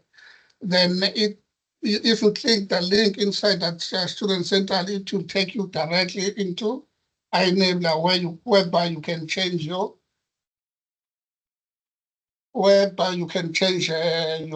contact details. And if you remember, because you registered online, you only went straight to the Student iEnabler where it sent a PIN to your cell phone number. So it is very important that you keep that PIN and your password safe. Because if you don't do that, you're compromising the security of your information and you're also putting the university at risk. And I must also warn students, never go to the web browser, say they go to Google and then they just search maybe Student Central. So they need to, if you want to search, at least go to the university homepage, then search from within. Otherwise, it will redirect to you to the wrong website, whereby these guys will harvest your information. I think it's, for me, it's all for now, but I will also send a different slide to Susan so that they can distribute it to you on how to download and set up that VPN and how MFA works. Thank you so much for that, Mike. So we've got a couple of questions, and I think it's just kind of the students are wanting like a video. So if you have any resources on how they can do the VPN, install the software, that might be helpful. I know on the WhatsApp groups we have shared the PDF that the ICS team had designed for us to share, and it shows nicely each step that you need to follow to connect to the university Wi-Fi, to connect to the university Wi-Fi, whether you're in the library, in the lecture venues, or in your residence, is the same. So always make sure that you have your VPN connected. If you're accessing your emails and you have to do an authentication, make sure you have MFA installed on your device so that you can either get the code or enter a PIN to allow access. You do have the mentors assisting you and guiding you where you get stuck, because I know that there are some issues with the VPN. What do we enter as part of our portal? But Mike, can you maybe just share with us a little bit on, do we need to be registered to be able to reset our password and to access the Microsoft Outlook app? Yes, you need to be registered to access university resources, except FYE. That is the only thing, application that you do not have to be a registered student. Thank you. And I think with the follow-up question is when they're trying to access their Microsoft Outlook, there is a request for a PIN. Is that the multi-factor authentication that the software is trying to give the student? It will depend at what stage, but mainly it will to register your. Oh, I forgot to mention that all students, they'll be given 5 licenses to install on their devices on Microsoft Office. So when it asks for that thing, you need to put your student email address with your AD password. And if they need any assistance, can they go to any of the LANs for students for assistance? Yes. Okay, for assistance, okay, it's either you call 4000 or you send an email to ICS support. But during this period of registration, you can go to, you see the chatbot, our consultant are there, they can assist. And in all 5 campuses, we have got the student working centers. At medical school, I think they're in that building on the 2nd floor in the LAN. At the Westville campus, they are based in Ed Block, 1st floor. Our campus, Shepston building, level 5, and PMP, the in science building, ground floor. Edgewood, we have the student in Edgewood. Okay, anyway, yeah. In Edgewood, they're in main tutorial building, 1st floor. Perfect. Thank you for that. So I do note that we have lots of questions on the chat space. So students, if there is any more assistance you need in terms of connecting to the Wi-Fi, resetting passwords, your FYE mentors and your peer wellness mentors are available to help and onboard. We will definitely share the ICS support email number and address again. So I think, Mike, you can just share that on the chat space. And then let me just quickly mute that person. There we go. And I think just to quickly share a little bit of how to be a little more conscious, digitally conscious, be aware of any scam alerts. I know that as we are approaching and working through registration and eager to receive bursary options, please be vigilant and be scam alert savvy. Always verify the services. Ensure that any communication you receive is from official channels from the university. If it is something like at ukzn.com.gmail, org, be aware that that is not a verified email address for the university. At any time, if you are uncertain, you can contact ICS or one of your ADOs or student counselors, and we can definitely assist you with your queries. Beware of phishing. So these are emails or messages where they are asking for that sensitive information like your usernames and passwords. And they give you a specific link to click on. Don't just click on a link that looks like an official, investigate it. So hover over a link, and if it takes you to a website that doesn't have the S in HTTP in the web address, be conscious, be aware that that might be a phishing website. Protect your personal information. Never share your personal information. Like Mike said, don't share your passwords, your student emails, even your student cards it is a private thing. It is an identity thing. So make sure that you protect that information, and make sure that your password isn't the same as your banking, isn't the same as your personal email, isn't the same. So try and have different passwords for variety of your apps, and make sure that your Facebook isn't the same email as your banking. Like Mike says, be conscious, be aware of suspicious activity. Please report any of this activity. Yeah, and if you encounter any queries, please contact ICS. I am going to also put it in the chat space if it's not there. My final comments on how to be digitally savvy. Free gifts and laptops. If it's too good to be true, it most likely is. If you did not apply or you did not enter a competition, chances of winning are no. It's zero. It's not possible. Okay, this includes scam alerts for free shopping vouchers and things like that. So please be conscious, be aware. I think the rule of thumb is, um, anything that's out there that doesn't seem right is not right. Mike, I just want to appreciate you and for your time and for joining us and sharing with us. I think as we work to the last bit of our session today, I just want to encourage and just remind everybody to, go and explore our Reach TW principles. These are the values in which we prescribe to at the university. Our mission at the university is to promote a holistic student-centered experience through our co-curricular programs, services, and our support. Yeah, at any time, if you feel something isn't happening, not going right, you're concerned about some things happening, we do have reporting challenges, especially we have a no bullying and no GBV policy. We do not tolerate any of that behavior. So we are going to encourage you to report.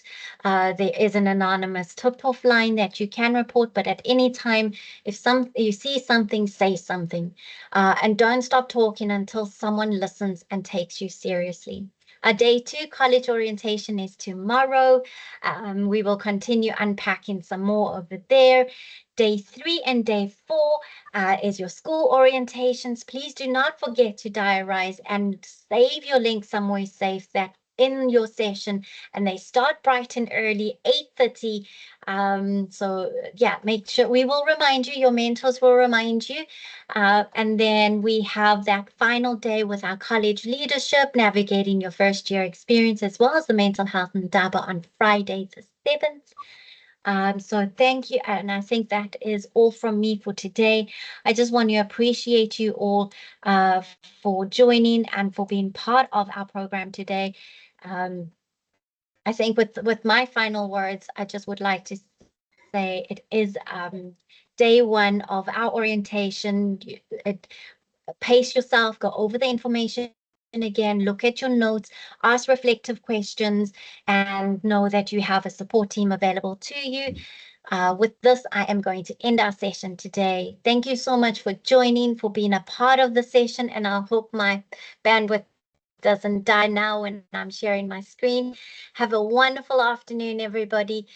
See you guys, same place, same time tomorrow, 1 o'clock. Have a beautiful afternoon. Goodbye, everybody.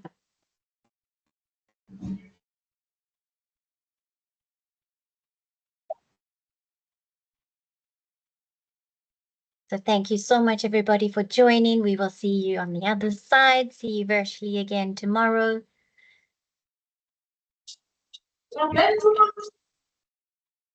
Yeah. Thank you very much. Bye. It's an absolute pleasure. Thank you so much for joining.